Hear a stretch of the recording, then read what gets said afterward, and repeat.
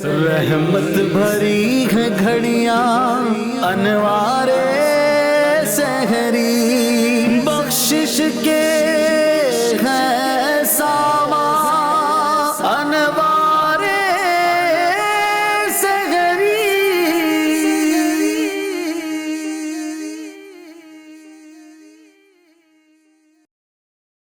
अल्हम्दुलिल्लाहि रब्बिल आलमीन वस्सलातु वस्सलामु अला सय्यिदिल अंबियाइ वल मुरसलीन, अम्मा बाद फ़अऊज़ु बिल्लाहि मिनश शैतानिर रजीम, बिस्मिल्लाहिर रहमानिर रहीम। अस्सलातु वस्सलामु अलैका या रसूलल्लाह व अला आलिका व अस्हाबिका या हबीबल्लाह, अस्सलातु वस्सलामु अलैका या नबीयल्लाह व अला आलिका व अस्हाबिका या नूरल्लाह। FGN चैनल के नाज़रीन, एक बार फिर प्रोग्राम लिए हाज़िर हो चुके हैं सहरी के मुबारक लम्हात में।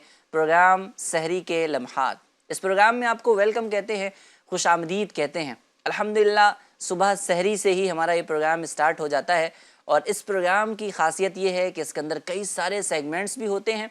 नाते रसूल मकबूल सल्लल्लाहु तआला अलैहि वसल्लम भी हम आपको सुनाते हैं, आपकी फरमाइशों को भी शामिल सिलसिला करते हैं और मुफ्ती साहब भी हमारे साथ तशरीफ़ फरमा होते हैं और उनसे हम शरई सवालात के जवाबात भी ले रहे होते हैं। इसी के साथ साथ हम आपको एक सवाल भी देते हैं और एक किसी ख़ास टॉपिक पर बड़े बेहतरीन अंदाज में मुबल्लिगीन से कलाम भी होता है। तो इंशाअल्लाह अज़्ज़ा वजल बहुत सारी नॉलेज में हमारे इजाफ़ा भी हो रहा होता है। FGN चैनल के नाज़रीन, आपसे गुजारिश है कि शुरू से लेकर आखिर तक हमारे इस प्रोग्राम में बने, बल्कि आप भी शामिल हो जाएं और आप अपनी कोशिश से दूसरों को भी शामिल करने की कोशिश करवाएं, क्योंकि आपकी वजह से अगर कोई इल्म दीन सीखेगा या दीन की कोई बात सीखने वाला और उस पर अमल करने वाला बन गया तो इंशाअल्लाह अज़्ज़ा वजल उसके अमल करने का सवाब आपको भी मिलेगा। तो आपसे गुजारिश है कि जल्दी जल्दी जो है वो लिंक को अपने दोस्तों तक, अपने फैमिली ग्रुप्स के अंदर भी जो है वो शेयर फरमा दें। इंशाअल्लाह अज़्ज़ा वजल वो भी इल्म दीन सीखते रहेंगे और आप जहाँ पर भी हैं, अपने सहरी के दस्तरखान पर हैं या सहरी की तैयारियाँ कर रहे हैं, तैयारियों में भी मशगूल रहें और हमारे साथ प्रोग्राम में भी शामिल रहें। इंशाअल्लाह आपको इल्म दीन भी सीखने को मिलेगा और बहुत कुछ इंशाअल्लाह आज के प्रोग्राम में होने वाला है। तो आपसे गुजारिश है अव्वल ता आखिर प्रोग्राम के अंदर शिरकत करना है। आइए एक दुरूद पाक की फजीलत हमें अपने इस प्रोग्राम में शामिल करते हैं। हदीस पाक है, हुज़ूर सल्लल्लाहु ताला अलैहि वसल्लम इरशाद फरमाते हैं, हुज़ूर फरमाते हैं, मन सल्ला अलैया सलातन वाहिदा सल्लल्लाहु अलैहि अशरा सलावात। हुज़ूर फरमाते हैं कि जो कोई शख्स मुझ पर एक मरतबा दुरूद पाक पढ़ता है, अल्लाह तबारक व ताला उस पर 10 रहमतें नाजिल फरमाता है। सुभान अल्लाह, सुभान अल्लाह। माह रमज़ान मुबारक तो वैसे ही रहमतों का, बरकतों का और मग़फ़िरतों का महीना है। छमा छम रहमतें अल्लाह तबारक व तआला की मुसलमानों पर नाजिल हो रही होती हैं और इस माह मुबारक के अंदर ख़ास वो वजीफ़ा करना, दुरूद पाक की कसरत करना, ये तो करम बालाए करम है कि एक बार दुरूद बंदा पढ़ रहा है तो 10-10 रहमतें अल्लाह तबारक व तआला की नाजिल हो रही हैं और रमज़ान मुबारक में ही नेकियों का सवाब जो है वो बढ़ा दिया जाता है। एक नेकी का सवाब तकरीबन 70 गुना या उससे भी प्लस अल्लाह तबारक व तआला देने पर कादिर है, तो यूँ सवाब बढ़ा दिया जा रहा होता है। तो अगर हम दुरूद पाक की कसरत ख़ास माह रमज़ान मुबारक के अंदर करेंगे तो इंशाअल्लाह बड़ी बरकतें समेटने में हम कामयाब हो जाएंगे, क्योंकि दुरूद पाक जो है नाज़रीन इकराम एक ऐसी चीज़ है जो हमारे दुख दर्द को भी दूर कर रही होती है। कबूलियत दुआ का सबब भी दुरूद पाक है। किसी शायर ने बड़ी प्यारी बात कही थी कि दुखों ने जो तुमको घेरा है तो दुरूद पढ़ो, गर हाज़री की तमन्ना है तो दुरूद पढ़ो, क्योंकि ये नाम कोई काम बिगड़ने नहीं देता, बिगड़े भी बना देता है, ये नाम मुहम्मद सल्लल्लाहु ताला अलैहि वसल्लम। FGN चैनल के नाज़रीन, आइए बिला ताख़ीर हम अपने इस प्रोग्राम का आगाज़ करते हैं और शुरू में ही मैं आपको अर्ज़ करता चलूँ कि अच्छी अच्छी नीयतें ज़रूर फरमा लें। हदीस शरीफ में आता है, निय्यतुल मुमिनी खैरुम मिन अमली, मुसलमान की नीयत उसके अमल से बेहतर है।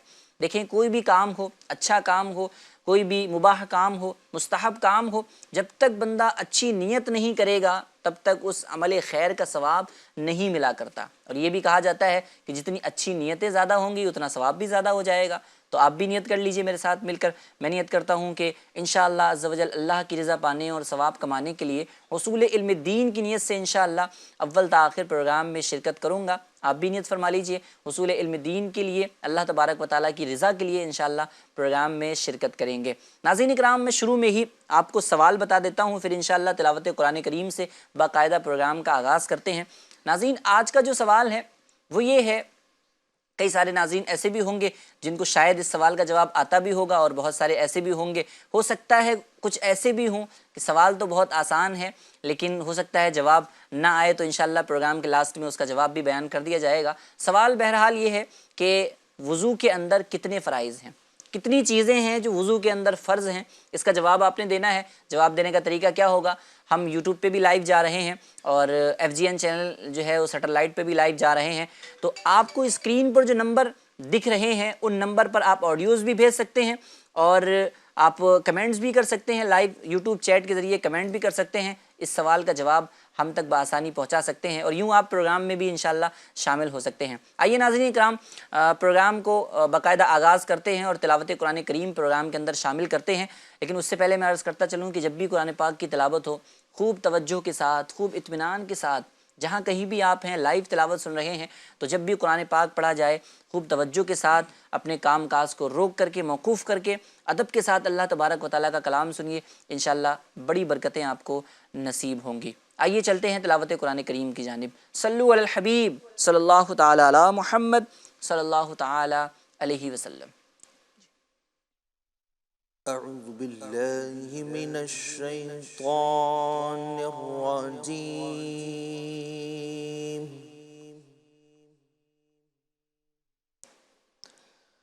بسم اللہ الرحمن الرحیم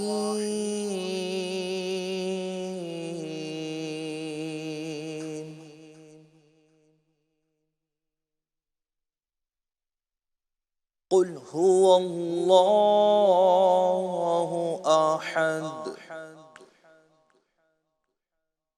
اللہ الصمد لم یلد ولم یولد ولم یکن له کفوا احد آمنت باللہ صدق اللہ العظیم۔ سبحان اللہ سبحان اللہ سبحان اللہ۔ اللہ تبارک و تعالی ہمیں خوب خوب نور قرآن سے بھی مالا مال فرمائے، قرآن پاک کو سمجھ کر پڑھنے اور اس پر عمل کرنے کی توفیق عطا فرمائے۔ آئیے ناظرین کرام تلاوت قرآن کریم کے بعد نعت رسول مقبول صلی اللہ تعالیٰ علیہ وسلم کو پروگرام میں شامل کرتے ہیں اور پھر کلام کے ساتھ جو ہے وہ پروگرام کا آغاز کرتے ہیں۔ آپ بھی اگر کلام کی فرمائش کرنا چاہتے ہیں تو آپ بھی ہمارے پروگرام کے اندر شامل ہو سکتے ہیں اپنی فرمائشوں کے ذریعے، انشاءاللہ آپ کی فرمائشوں کو بھی وقت مقررہ پر پروگرام کا حصہ بنائیں گے۔ جی کلام شامل کریں۔ صلو علی الحبیب صلی اللہ تعالی علی محمد صلی اللہ تعالی علیہ وسلم۔ صلی اللہ علیہ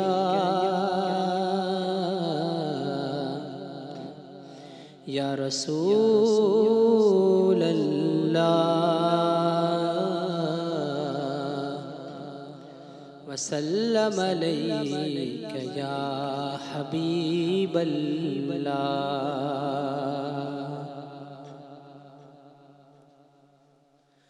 اگر کوئی اپنا بھلا چاہتا ہے، اگر کوئی اپنا بھلا چاہتا ہے تو اسے چاہے جس کو خدا چاہتا ہے، اور درود پہ بھیجو سلام ان پہ بھیجو، یہی مومنوں سے خدا چاہتا ہے۔ پڑھیے صلی اللہ علیہ یا رسول اللہ وسلم علیک یا حبیب اللہ۔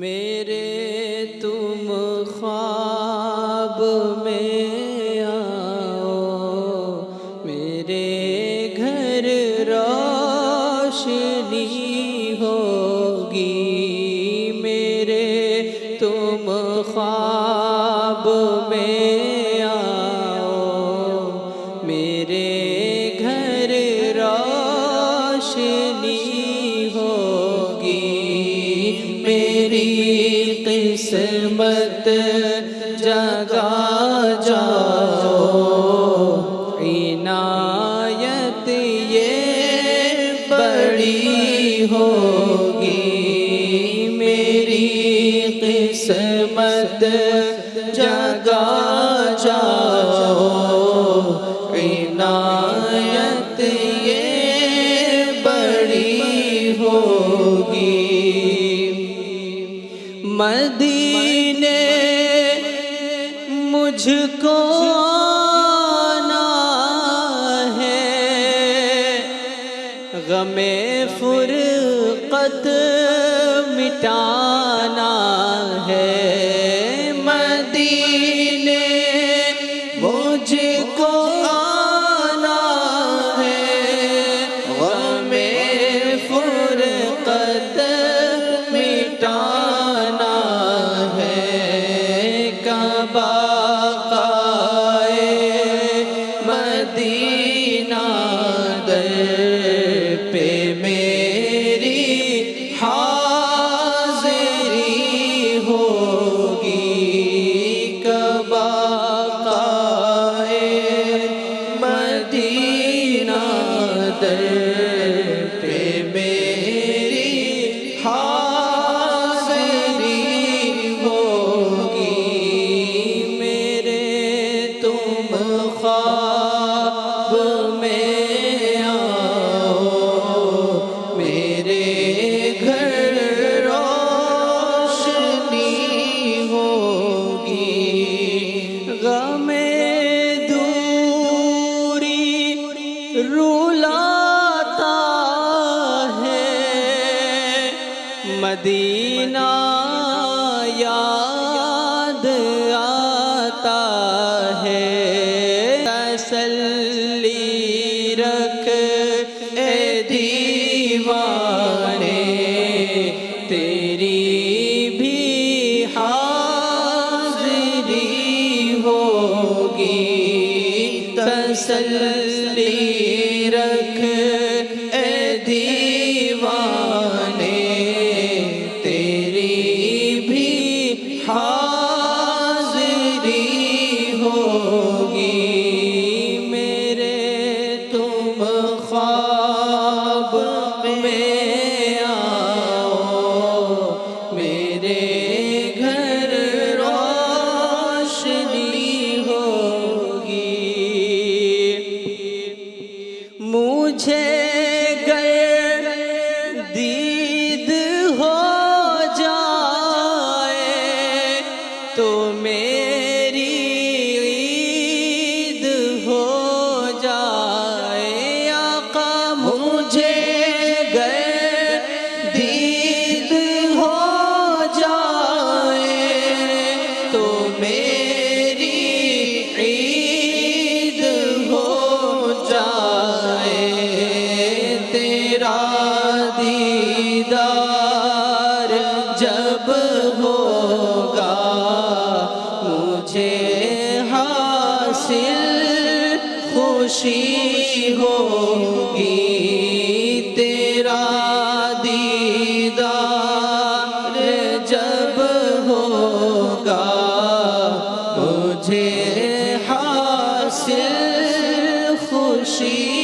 ہوگی، میرے تم خواب میں آؤ، میرے گھر روشنی ہوگی، تڑپ کے غم کے مارو تم پکارو یا رسول اللہ، تڑپ کر غم کے مارو تم پکارو یا رسول اللہ، تمہاری ہر مصیبت دیکھنا دم میں ڈلی ہوگی، تمہاری ہر مصیبت دیکھنا دم میں ڈلی ہوگی، میرے تم خواب میں آؤ، میرے گھر روشنی ہوگی، میرے مرقد میں جب تار وہ تشریف لائیں گے، میرے مرقد میں جب تار وہ تشریف لائیں گے، لبوں پر نعت شاہ انبیاء اس دم سجی ہوگی، لبوں پر نعت شاہ انبیاء اس دم سجی ہوگی، میرے تم خواب میں آؤ، میرے گھر روشنی ہوگی، میری قسمت جگا جاؤ، عنایت یہ بڑی ہوگی۔ سبحان اللہ، سبحان اللہ، سبحان اللہ۔ واقعی میں ناظرین اکرام یہ حقیقت ہے، اور یہ ہے بھی کہ میرے تم خواب میں آؤ، میرے گھر روشنی ہوگی۔ تو ہمیں حضور صلی اللہ تعالیٰ علیہ وسلم کے در سے لو لگانی چاہیے، اور حضور صلی اللہ علیہ وسلم کے سے عشق کو اپنے دل کو جو ہے وہ معمور رکھنا چاہیے، بھرنا چاہیے، کیونکہ جان ہے عشق مصطفیٰ، روز فضو کرے خدا، جس کو ہو درد کا مزہ، نازے دوا اٹھائے کیوں۔ اور ہمیں اللہ تبارک و تعالیٰ حضور صلی اللہ تعالیٰ علیہ وسلم کا حقیقی عاشق رسول بنائے، حقیقی عشق حضور سید عالم صلی اللہ علیہ وسلم کا نصیب فرمائے۔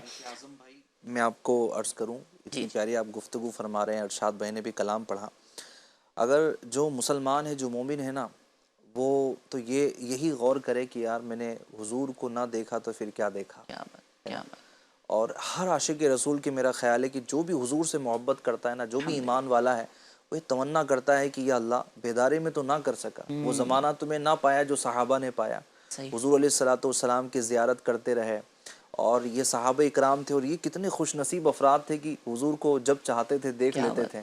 کبھی فجر میں آتا حضور کو دیکھتے ہیں، ہاں، کبھی ممبر پر تشریف فرما حضور کو دیکھتے ہیں، حضور کا خطبہ سماعت کرتے ہیں، کبھی مکان عالیشان پر حضور علیہ الصلوۃ کی زیارت کرتے ہیں۔ وہ اصحاب صفہ کتنے خوش نصیب افراد ہیں کہ حضور کی زیارت کرتے رہتے ہیں۔ صحابہ کا عقیدہ بھی تو دیکھیں ماشاءاللہ، کہ کوئی بھی چھوٹی سے چھوٹی پرابلم ہو، بڑی سی بڑی پریشانی ہو، کوئی بھی پریشانی ہے حل ہونی ہے اسی بارگاہ سے. کسی کا بازو کٹ جا رہا ہے تو وہ حضور صلی اللہ علیہ وسلم کی بارگاہ میں جو ہے وہ حاضر ہو جا رہا ہے. کسی کی آنکھ اگر نکل جا رہی ہے تو ڈاکٹر کے پاس نہیں، حضور سید عالم صلی اللہ علیہ وسلم کے طبیبوں کے طبیب حبیب لبیب صلی اللہ علیہ وسلم کی بارگاہ میں حاضر ہو جا رہا ہے. یعنی صحابہ کا عقیدہ دیکھیں کہ جو کچھ بھی ملا ہے وہ حضور کے در سے ملا ہے، اور جو کچھ بھی پرابلمز ہیں، پریشانیاں ہیں، تکلیفیں ہیں، آزمائشیں ہیں، ان سب کا حل جو ہے حضور صلی اللہ علیہ وسلم کی ذات مبارک. دیدار مصطفیٰ آج تک یہ کلام پڑھے جا رہے ہیں، میرے تم خواب میں آؤ.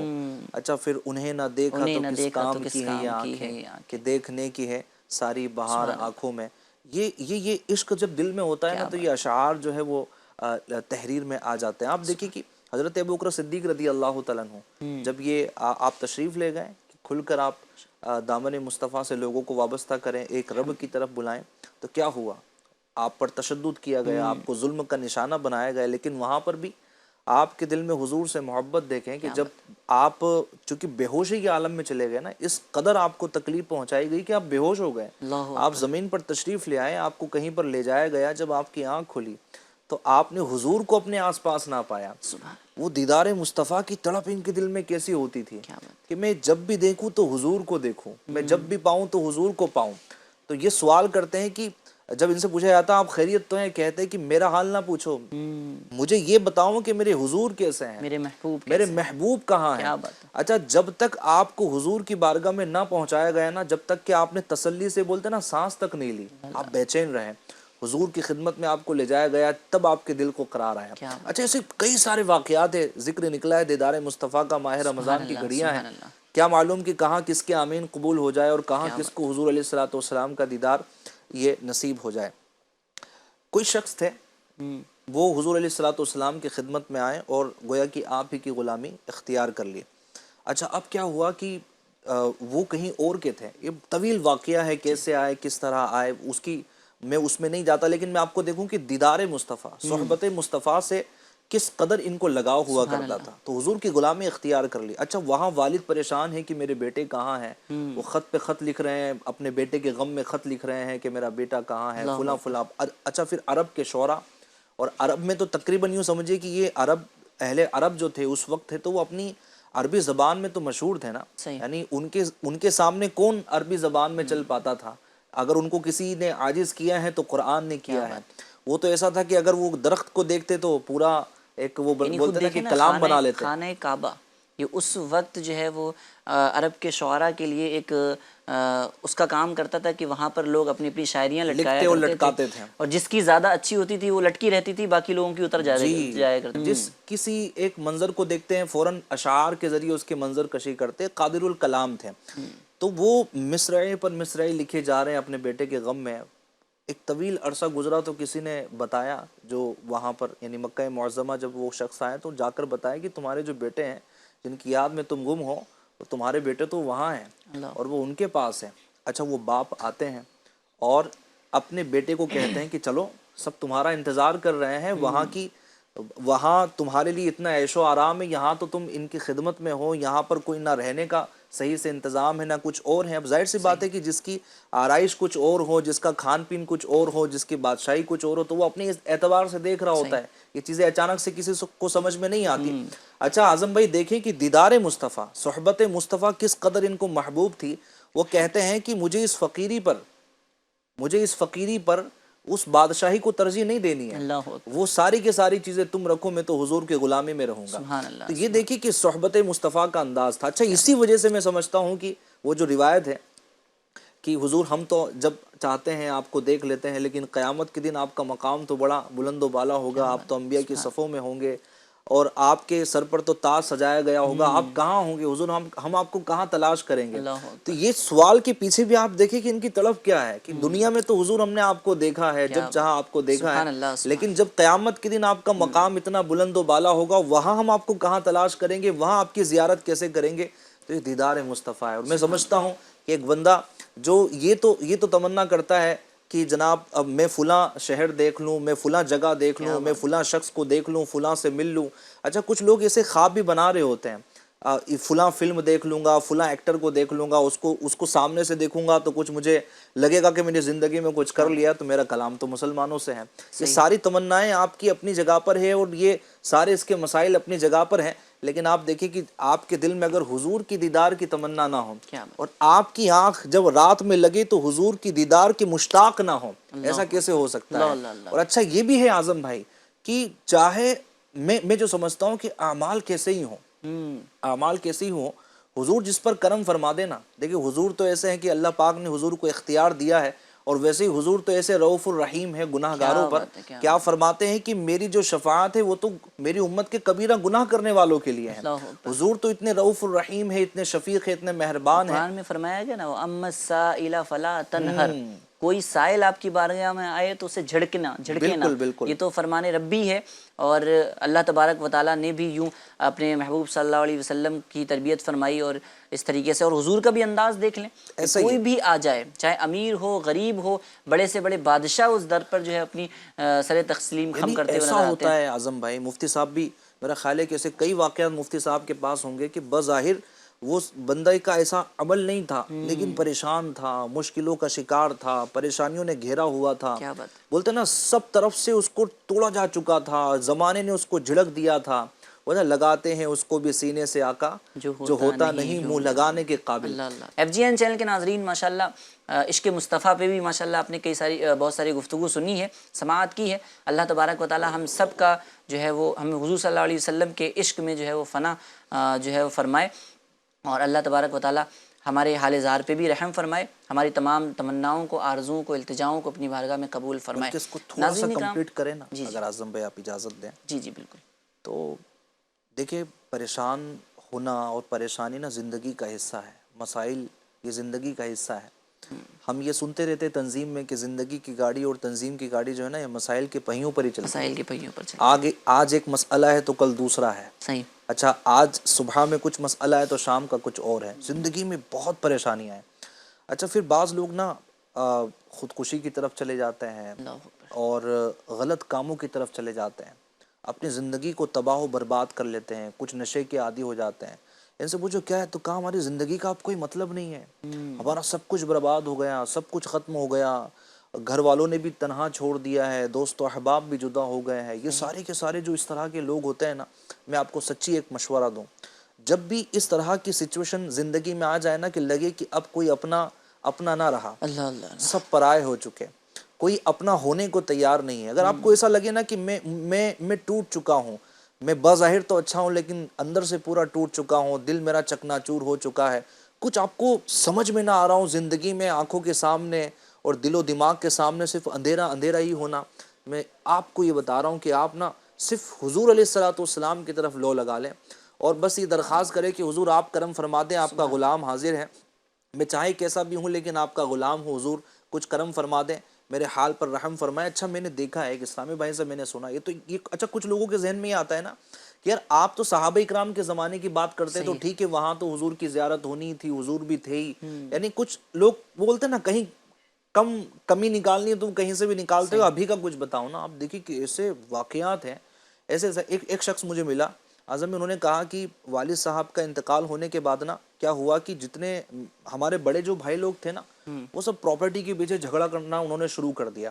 اب کیا ہوا، ایک بھائی آیا وہ ان کو مار کے چلا گیا، اور یعنی ظلم و تشدد کا ان کو شکار بنایا گیا، اور الٹا یہ ہوا ہے کہ مارا پیٹا بھی، جا کر رپورٹ بھی کی اور ان کو اندر بھی کروا دیا کہ انہوں نے ہمارے ساتھ میں ایسا کیا ہے۔ اللہ، اور ساری پراپرٹی کا ایک مسئلہ تھا اور کھیتی باڑی بہت ساری چیزیں تھی۔ انہوں نے کہا کہ پہلی رات تھی جیل میں، اور اس رات میں نا میں خوب رویا، اور میں نے کہا کہ حضور اچھا وہ جو اسرائیل پہ تھے نا ماشاءاللہ باشرہ تھے، نیک نمازی تھے، وہ بڑی صبر و استقلال کے ساتھ انہوں نے کام لیا کہ جب بھائی وغیرہ آئے نا تو انہوں نے کوشش کی کہ یار محبت سے بات کر لو، یار بیٹھ کر بات کر لیتے ہیں، لیکن پتہ نہیں کیا وہ ایک جوش تھا، جہالت تھی کہ انہوں نے ظلم و ستم کا ان کو نشانہ بنایا۔ میں نے کہا کہ پہلی رات تھی میں جیل کے اندر تھا، اور روتے روتے روتے روتے نا میری آنکھ لگ گئی، اور وہ آنکھ میری بولتے نا کہ ماتھے کی آنکھ لگی لیکن دل کی آنکھ کھل گئی۔ کیا بات ہے، میرا وہ بولتے نا کہ حضور علیہ السلام کی زیارت کرنے میں کامیاب ہوا، حضور نے کرم فرمایا، اور حضور صلی اللہ علیہ وسلم نے فرمایا کہ بیٹے گھبراؤ نہیں، سب ٹھیک ہو جائے گا۔ کیا بات ہے، کہا کہ بس اب میں بیدار ہوا، اور پھر وہ دیدار کے بعد تو پھر بولتے نا کہ میری آنکھ ہی نہیں لگی کہ حضور علیہ السلام نے کرم فرما دیا۔ صبح آنن فانن وہ باہر بھی گئے، سارے معاملات بھی ان کے حل ہو گئے، اور ماشاءاللہ ساری صلح کے معاملات بھی ہو گئے۔ کہا کہ وہ حضور علیہ السلام کی زیارت کو میں بھول نہیں سکتا۔ اچھا دیکھیں کہ اس طرح کی سچویشن میں حضور کو یاد کیا کہ کوئی اسباب بظاہر یوں نظر نہیں آ رہے، لیکن حضور کو یاد کیا تو حضور نے کرم فرمایا، تو وہی فریاد سنتے ہیں سبھی کی۔ وہ اعلیٰ حضرت نے لکھا ہے نا، فریاد امتی جو کرے حال زار میں، ممکن نہیں کہ خیر بشر کو خبر نہ ہو آپ پکارے، جہاں بھی ہو وہیں سے دو صدا سرکار سنتے ہیں، سرے آئی نہ سنتے ہیں پسے دیوار سنتے ہیں۔ اچھا صحابہ اکرام کا بھی یہ انداز تھا، مشکل میں پھنستے ہیں، سبحان اللہ، ہاں مشکل میں مبتلا ہوتے تو کیا کہتے ہیں، حضور کو پکارتے نا، یا محمدہ، ہے نا۔ کئی موقعوں پر اس طرح کی روایتوں میں الفاظ موجود ہے کہ صحابہ اکرام جب دیکھتے ہیں کہ اب کوئی مدد کرنے والا نہیں بظاہر نظر نہیں آ رہا، تو حضور علیہ الصلوۃ والسلام کو پکارتے تو کیا ہوتا کہ جناب ان کی ساری کی ساری چیزیں ٹھیک ہو جاتی. بلکہ آپ دیکھیں العقائد والمسائل میں ہم نے پڑھا ہے،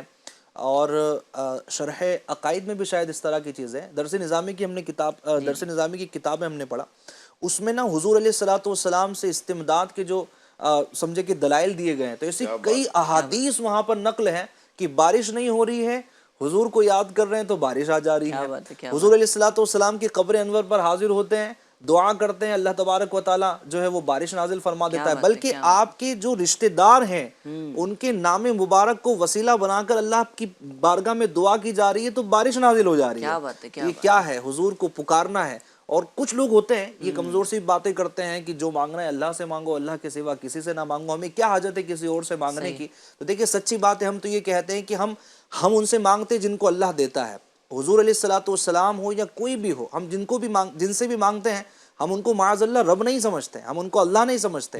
ہم یہ سمجھتے ہیں کہ اللہ کے برگزیدہ بندے ہیں، اللہ پاک نے ان کو نوازا ہے، ان کو طاقت دی ہے، ان کو ہمت دی ہے، اور ان کو وہ چیزیں عطا کی ہے کہ یہ تقسیم کر سکتے ہیں، تو ہم لے رہے ہوتے ہیں. اچھا پھر ہمیں مل بھی رہا ہوتا ہے نا، اب ملتا ہے تو بندہ مانگتا ہی ہے.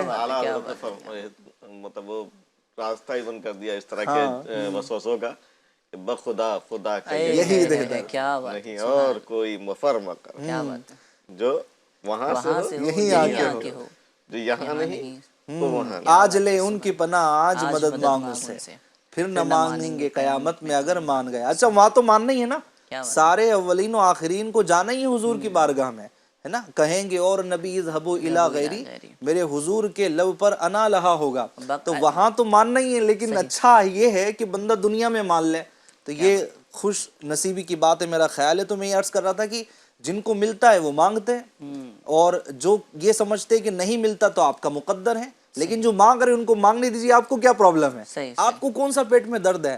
مانگ رہے ہیں، مانگتے جا رہے ہیں، جھولیاں بھرتی جا رہی ہیں اور ان کی زندگیاں سنورتی چلی جا رہی ہے. مانگے ہیں مانگے جائیں گے، مانگ پائیں گے، سرکار میں نہ لا ہے لا حاجت اگر کی. یہ تو میرا خیال ہے کہ موضوع ایسا ہے کہ پورا ہمارا سلسلہ ہو جائے گا، اسی موضوع پہ ہو جائے گا. خیر اللہ تبارک و تعالیٰ سب کے حال زار پر رحم فرمائے. حضور صلی اللہ تعالیٰ علیہ وسلم کے در سے لو لگانی بھی چاہیے، اور واقعی میں ہماری دعاؤں کے اندر اگر اخلاص ہوگا، اگر ہماری التجاؤں کے اندر وہ اخلاص ہوگا کہ جس کی ضرورت ہے، تو انشاءاللہ ضرور کرم ہوگا. اور جب کرم ہوتا ہے حالات بدل جاتے ہیں.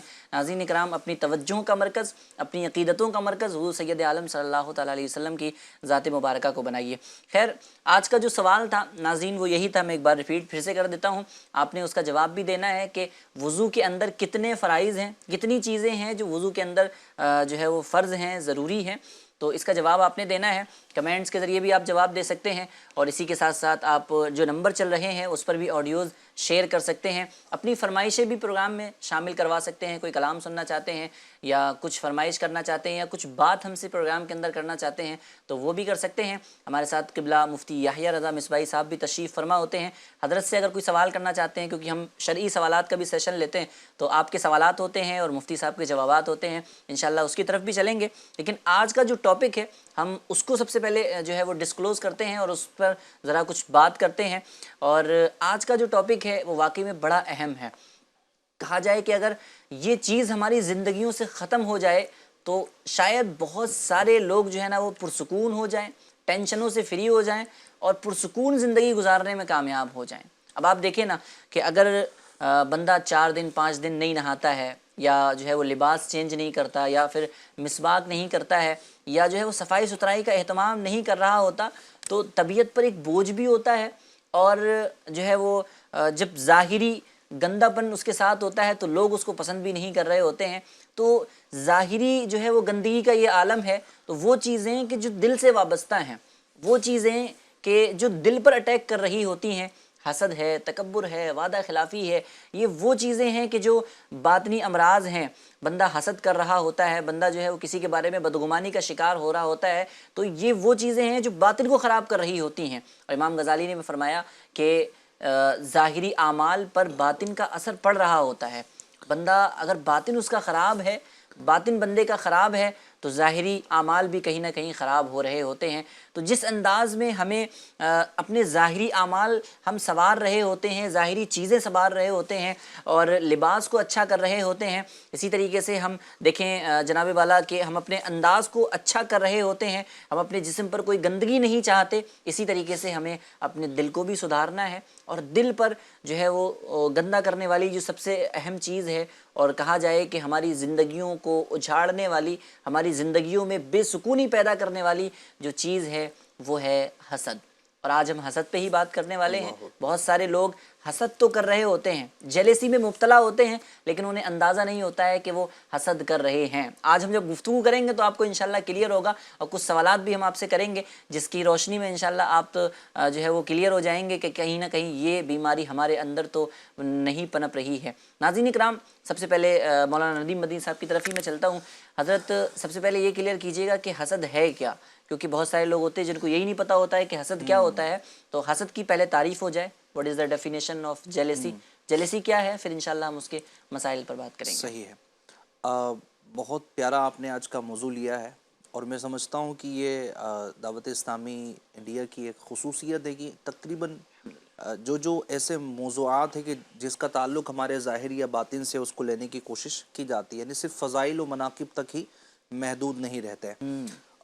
حسد یہ ایک باطنی مرض ہے، باطنی امراض بہت سارے ہیں، صحیح۔ اور سب سے پہلے میں اس کے تعلق سے عرض کروں کہ جو باطنی امراض ہے نا، جو دل کے گناہ ہیں، صحیح۔ یہ دل کو سیاہ کر دیتے ہیں۔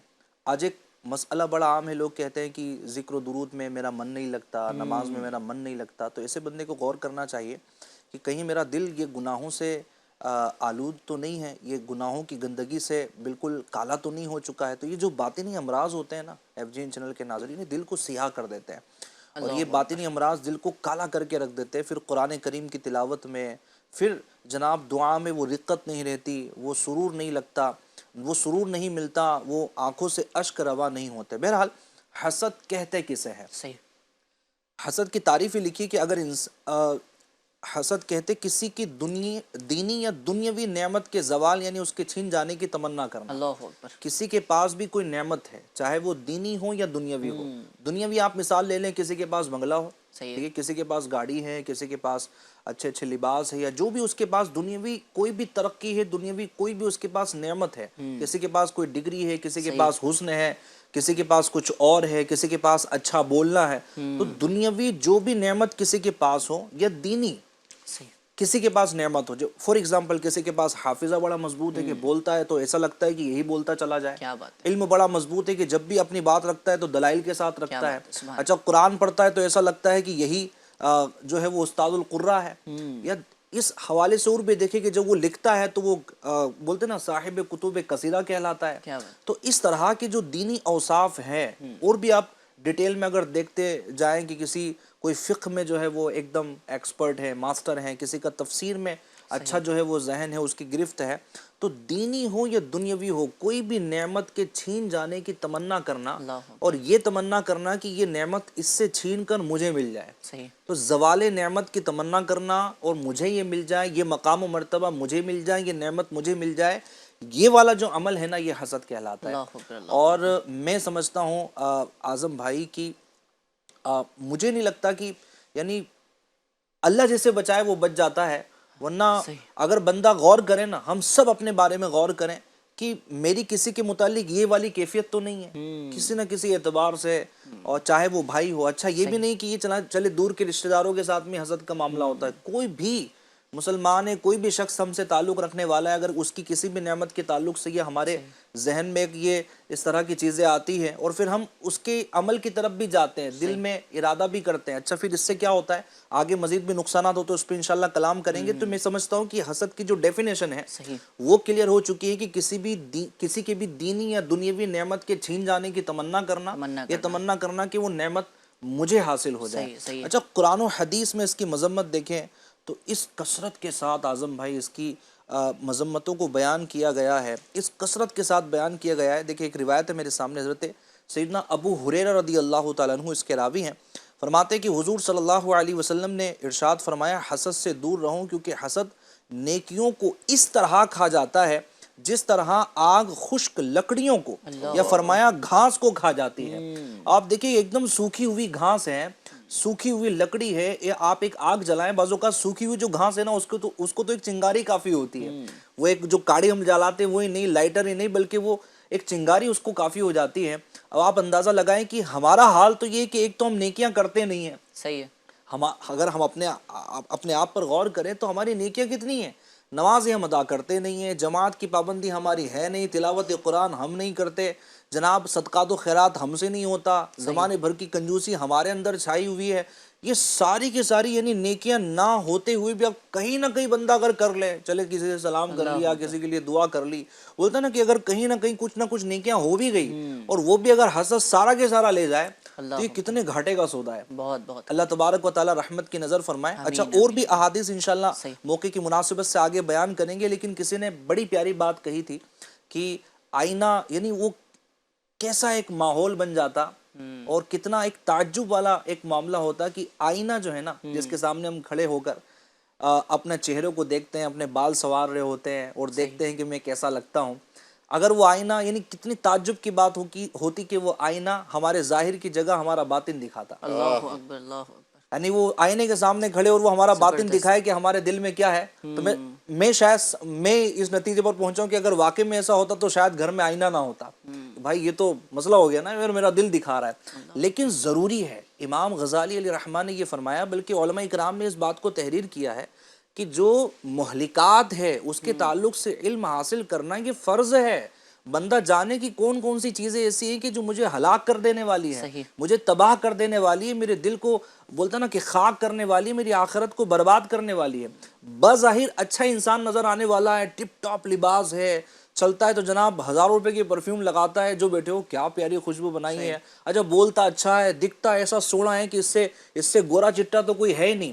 یہ ساری خصوصیات اس کے پاس ہے, لیکن دل اس کا اگر حسد سے بولتا نا کہ بھرا ہوا ہے نا, تو اصل تو جو ہے نا وہ اندر کا ہی معاملہ ہوتا ہے. اور یہ بھی ہے نا کہ لوگ ظاہر کو دیکھتے ہیں لیکن اللہ پاک باطن کو دیکھتا ہے. اچھا وہی ہے حقیقی معنوں میں جس کا دل اچھا ہے, جس کا باطن اچھا ہے. جگہ ظاہر کا اچھا اس سے مراد ہرگز یہ نہیں ہے کہ بندہ یہ سوچے کہ یار چلو اندر تھوڑی بہت گڑبڑ ہے تو میں ظاہر میں بھی اچھا نہ رہوں اپنے آپ کو, کہ لوگ جیسا ہوں ویسا ہی دکھاتا ہوں, تو ایسی بات بھی نہیں ہے. ظاہر کو بھی اچھا رکھنے کا حکم ہمیں اسلام اور شریعت نہیں دیا ہے کہ بندہ گوجا گوجا سا گھومتا رہے, کہ کوئی بیٹھے تو کہیں کہ کتنی بدبو آ رہی ہے بھائی, کتنے مہینوں سے نہیں نہایا ہے. تو ظاہر کو بھی اچھا رکھنا ہے, لیکن بندہ یہ بھی غور کرے کہ یار جس کی طرف میرے دل کی طرف رب کی نظر ہے تو اس کو بھی تو ذرا اچھا رکھو نا. تو انشاءاللہ الکریم یہ فکر کرتا رہے گا. اور امام غزالی رحمۃ اللہ تعالی, چلے ہم آئینہ بتا ہی دیتے ہیں, یہ والا جو آئینہ گھر میں رکھا ہوا ہے یہ تو ظاہری شکل ہی بتاتا ہے, لیکن امام غزالی رحمۃ اللہ تعالی کی احیاء العلوم یہ ہمیں ہمارا یوں سمجھے کہ باطن بتا رہی ہوتی ہے. یہ امام غزالی رحمۃ اللہ تعالی کی جو احیاء العلوم ہے, اور اس طرح کی آپ دیکھیں مکتوبۃ المدینہ کی ایک اور کتاب ہے باطنی امراض کے بارے میں معلومات, یہ کتاب بھی ہمارے لیے آئینہ ہے, یہ باطن کا آئینہ ہے. آپ اس کو پڑھیں گے نا, میں واللہ کہہ رہا ہوں کہ آپ کہیں کہ یار یہ پرابلم تو مجھ میں بھی ہے, یہ مسئلہ تو میرے دل میں بھی ہے. یقین کریں ایسی بیماریاں جو باطنی امراض جو گنائے جاتے ہیں باطنی بیماریوں کی معلومات کتاب کے اندر, کہ بندہ اگر پڑھے تو وہ یہ سوچے یار یہ چیز بھی ہوتی ہے دنیا میں, یہ چیز بھی جو ہے وہ وجود میں ہے, اور وہ چیزیں انسان کے اندر ہوتی ہیں. وہ جو آئینے والی بات ماشاءاللہ آپ نے کہی کہ چلیں آئینہ بظاہر ایسے تو نہیں ملتا, لیکن اگر کچھ دوست لوگ اگر وہی آئینہ بن کر ہماری جو ہے وہ برائیاں صاف کر رہے ہوتے ہیں تو ہم ان سے دور ہو جاتے ہیں, اور کہیں نہ کہیں جو ہے نا وہ ان سے کٹنے کی کوشش کر رہے ہوتے ہیں. اگر بائی چانس اچھے دوست مل بھی جائیں جو ہمارا باطن بھی سنوار رہے ہوں اور ظاہر بھی سنوار رہے ہوں, تو پھر ہم ان سے دور ہونے کی کوشش کر رہے ہوتے ہیں. ناظرین اکرام, ایسا ہرگز نہیں ہونا چاہیے. ہمارا اچھا بھی ظاہر بھی صاف ہونا چاہیے, باطن بھی صاف ہونا چاہیے. اس کے لیے دوستوں کی صحبت اور اچھے لوگوں کی صحبت یہ بہت ضروری ہے.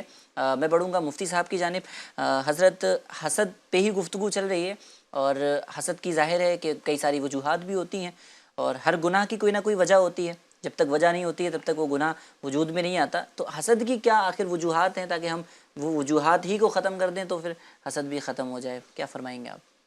اصل میں حسد کا لفظ جو ہے نا وہ حسدل سے بنا ہے. حسدل, صحیح, جس کا معنی ہے چیچڑی. چیچڑی وہ جوں کی طرح ایک تھوڑا سا لمبا کیڑا ہوتا ہے. اچھا. جس طرح وہ چیچڑی جو ہوتا ہے وہ انسان کے جسم سے لپٹ کر انسان کا خون چوستی ہے, اسی طرح حسد بھی انسان کے دل سے لپٹ کر گویا اس کا خون چوستا رہتا ہے، اللہ اکبر. اس لیے اسے حسد کہتے ہیں. ابھی ماشاءاللہ مولانا ندیم مدنی صاحب نے امام غزالی علیہ رحمۃ و رضوان کی گفتگو کی احیاء العلوم میں انہوں نے، اور کیمیائے سعادت میں اور دیگر کتابوں میں. کیا بات. لوگوں نے تو ظاہر کی طرف زیادہ لکھا، لیکن امام غزالی نے وہ آئینہ دکھایا. سبحان اللہ سبحان اللہ. یہ جب بول رہے تھے بعد میں انہوں نے آئینہ کا تذکرہ کیا، میں نے کہا کہ اس وقت میرے ذہن میں آیا کہ اگر اس آئینہ کو دیکھنا ہے تو امام غزالی کی کتابیں پڑھ کیا لیں، بات ہے. سبحان اللہ سبحان. اور اس زمانے میں امیر اہل سنت کی کتابیں پڑھ لیں. کیا بات. بہرحال امام غزالی علیہ رحمۃ و رضوان لکھتے ہیں کہ حاسد کی مثال اس شخص کی ہے جو دشمن کو مارنے کے لیے پتھر پھینکے. دشمن کو مارنے کے لیے پتھر پھینکے، لیکن وہ پتھر دشمن کو لگنے کی بجائے پلٹ کر پھینکنے والے کی سیدھی آنکھ پر آ کر لگ جائے. اللہ اکبر. کیونکہ وہ بال پھینکتے نا ڈائریکٹ کسی طرح، وہ دیوار سے ٹکرایا اور خود ہی کی آنکھ پہ لگ گیا آگے، صحیح. اور وہ پھوٹ جائے. اب غصہ تو ظاہر آئے گا، مارا تھا اس کو اور لگ گیا اپنے کو، پھر سے پھینکا پتھر، اب دوسری آنکھ چلی گئی. اللہ اکبر. لیکن اب دشمن کو نہیں لگا، پلٹ کر اسی کو لگ گیا، دوسری آنکھ تباہ ہو گئی، پھوٹ گئی. پھر اٹھایا پتھر غصے میں، اب پتھر پھینکا تو پھر اس کو نہ لگ کے اپنا ہی سر پھٹ گیا اللہ اکبر. اور دشمن سلامت رہا. تو پتھر پھینکنے والے کے دوسرے دشمن سے اس حال میں دیکھ کر اس پر ہنستے ہیں. صحیح. حاسد کا بھی یہی حال ہے، شیطان اسے اسی طرح مذاق کرتا ہے. اللہ اللہ اللہ اللہ.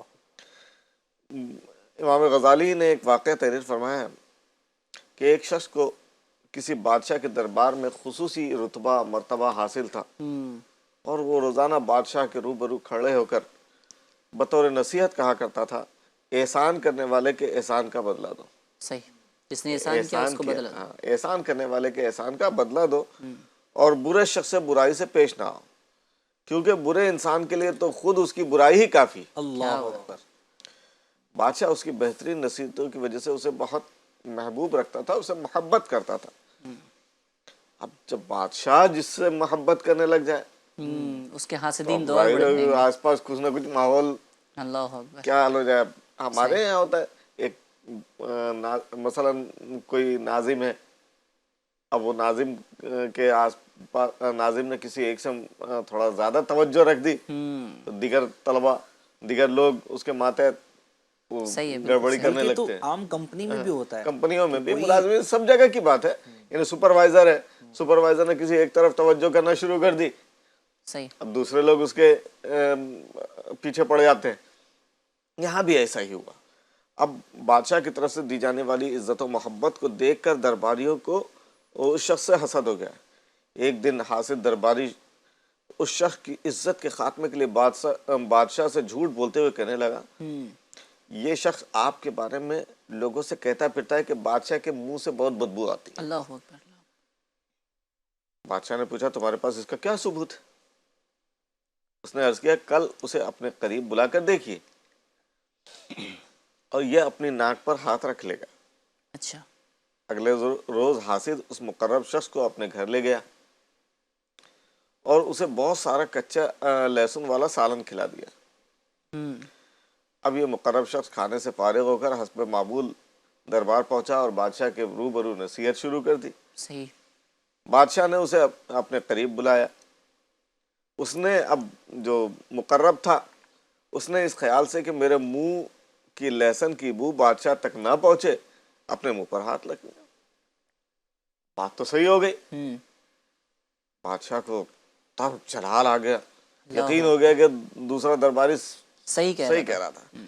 بادشاہ نے اپنے ہاتھ سے ایک عامل، یعنی جو اس کا گورنر تھا، اس کو خط لکھا کہ اس خط کے لانے والے کی فوراً گردن اڑا دو اور اس کی لاش میں بھوسا بھر کر ہماری طرف روانہ کر دو. اللہ اللہ اللہ.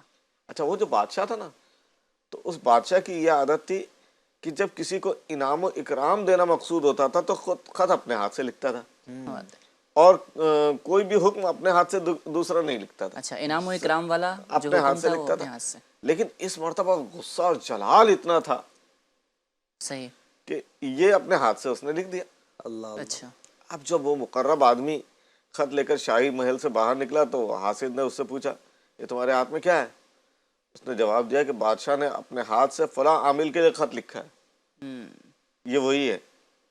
حاسد نے خط لکھنے کے سابقہ طریقے پر قیاس کیا، پہلے جو بادشاہ لکھتا تھا انعام و اکرام والا، لالچ میں آ کر کہا کہ یہ خط مجھے دے دو میں پہنچا دیتا ہوں۔ میں پہنچا دیتا ہوں۔ وہ جو اس نے تھا اعلیٰ ظرفی کا مظاہرہ کرتے ہوئے خط اس کے حوالے کر دیا۔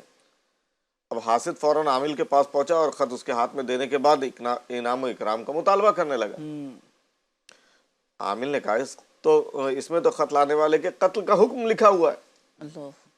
کہ جو آئے اس کو قتل کر دیا جائے۔ اب اس کے اوسان خطا ہو گئے، حالت خراب ہو گئی، بڑی عاجزی سے بولا یقین کرو یہ خط تو کسی دوسرے شخص کے لیے لکھا گیا تھا، تم بادشاہ سے پتہ کر لو۔ عامل نے جواب دیا بادشاہ سلامت کے حکم میں اگر مگر کی کوئی گنجائش نہیں ہوا کرتی، تو بادشاہ نے کہہ دیا بس وہ ہوگا، یہ کر کے اس کا قتل کروا دیا۔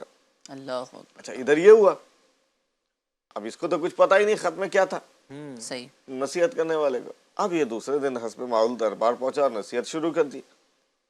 بادشاہ متعجب ہو کر اپنے خط کے بارے میں اس سے پوچھا، اس نے کہا وہ تو مجھ سے فلاں درباری لے گیا۔ بادشاہ نے کہا وہ تو تمہارے بارے میں بتاتا تھا کہ تم مجھے گندا دہن یعنی برے گندا منہ والا کہتے ہو، بری بدبو والا میرا منہ ہے۔ بادشاہ نے کہا وہ اب اس شخص نے کہا مقرب شخص نے میں نے تو کہیں سی بات نہیں کی۔ بادشاہ نے کہا پھر اس دن تم نے منہ پر پرسوں ہاتھ کیسے رکھ لیا تھا؟ اللہ اکبر۔ اس نے کہا کہ جب آپ کے یہاں آنا تھا دربار میں اس سے پہلے اس نے مجھے کچا لہسن کھلا دیا تھا، اب میں نہیں چاہتا تھا کہ اس کی بو آپ تک پہنچے، میں اپنی بو آپ تک نہیں پہنچانا چاہتا تھا۔ بادشاہ کو اب کلک ہوا، ارے یہاں معاملہ کچھ اور تھا، اللہ چاہتا یہ تو کچھ اور تھا۔ اب اس نے بادشاہ سارا معاملہ سمجھ گیا اور تاکید کی اب تم نصیحت کرتے ہوئے روزانہ یہ بات بھی کہا کرو کہ انسان کی تباہی کے لیے اس کا برا ہونا ہی کافی ہے، اللہ اکبر۔ جیسے اس حاسد کا حال ہوا۔ اللہ اللہ اللہ۔ تو حسد جو ہے ایک باطنی گناہ ہے، ظاہری اعمال کا باطنی اوصاف کے ساتھ ایک تعلق ہے۔ اگر باطن خراب ہو تو ظاہری اعمال بھی خراب ہو جائیں گے، جیسے کہ ہمارے ندیم بھائی نے بتایا تھا۔ اور اب باطن حسد، ریا، تکبر وغیرہ عیوب سے پاک ہو تو ظاہری اعمال بھی یہ درست ہو جائے گا۔ صحیح، یہ سچی بات ہے مفتی صاحب جو آپ فرما رہے ہیں۔ اور شیطان لعین یہ اتنا جو ہے وہ مکار ہے کہ اپنے جاننے والے سے ہی حسد کرواتا ہے۔ اب ظاہر سی بات ہے میں اگر ہندوستان میں ہوں تو میں کسی جو ہے وہ امریکہ والے شخص سے تو حسد کروں گا نہیں، میں جس کو جانتا ہوں اسی سے حسد کروں گا۔ اکثر جو ہے ہم منصب لوگ جو ہے وہ آپس میں حسد میں مبتلا ہو جاتے ہیں، عالم عالم سے حسد کر بیٹھتا ہے۔ تو ابھی جو درباری کی جو ہے وہ گفتگو کی تو گویا جاننے والے سے ہی انسان شیطان حسد کروا رہا ہوتا ہے۔ تو حاسد کو یہ سوچنا چاہیے کہ حسد کرنے میں اس کا الٹا ہی نقصان ہے، وہ اپنا ہی نقصان کر رہا ہے۔ جس بندے سے اس نے حسد کیا ہے اس کا تو کچھ نہیں جا رہا، اس کو اللہ تبارک و تعالیٰ نے نعمتیں دی ہیں، اس پر رحمتوں کی چماچم برسات ہو رہی ہے تو وہ ہوتی رہے گی۔ اور قرآن میں فرمایا گیا نا وَتُعِزُّ مَن تَشَاءُ وَتُذِلُّ مَن تَشَاءُ بِيَدِكَ الْخَيْرُ، یعنی اللہ تبارک و تعالیٰ جسے چاہے عزت دے اور جسے چاہے جو ہے نا اللہ تبارک و تعالیٰ ذلت دے۔ تو ہمارے چاہنے سے اللہ تبارک و تعالیٰ کی مشیت اپنی جگہ ہے، ہمارے چاہنے سے کوئی چیز بدل جائے یہ ضروری نہیں ہے۔ تو حاسد کو علماء نے یہ لکھا ہے کہ جو حسد کرتا ہے نا گویا کہ وہ اس بات کا اعلان کرتا ہے کہ میں اللہ کی تقسیم پر راضی نہیں ہوں۔ اللہ اکبر، اللہ۔ کیونکہ دیکھیے جس کے مقدر میں جو ہے وہ دینے والا کون ہے، لکھنے والا کون ہے، ہمارا رب ہے۔ یہ بات متعین ہے کہ کس کو کتنا رزق ملنا ہے، کتنا مال ملنا ہے، کب ملنا ہے، کس طرح ملنا ہے، یہ سب کے لیے سمجھے کہ بنا ہوا ہے، یہ تقسیم ہے سب کے لیے۔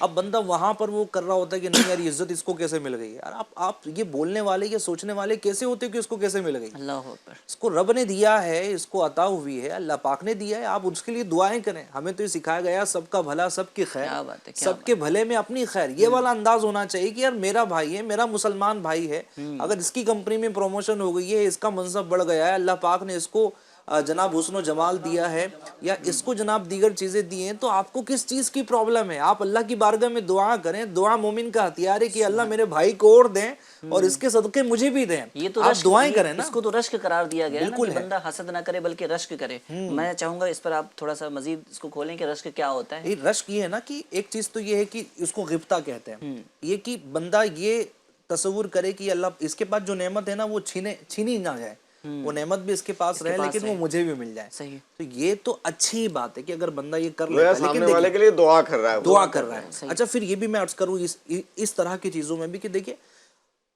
हम अपना ये जहन बनाने ना आजम भाई, मेरे लिए क्या बेहतर है ना, मुझसे ज्यादा मेरा रब जानता है। सुभान अल्लाह। मुझे अगर मालदार नहीं बनाया ना, मेरे रब की कोई हिकमत होगी, क्योंकि किसी के लिए मालदारी जो है ना उसके ईमान का वबाल बन जाती है। अच्छा, किसी के लिए गुर्बत ईमान का वबाल बन जाती है, तो किसी का गरीब होने में अगर वो गरीब है तो उसका गरीब होना ही फायदेमंद था आखिरत के लिए।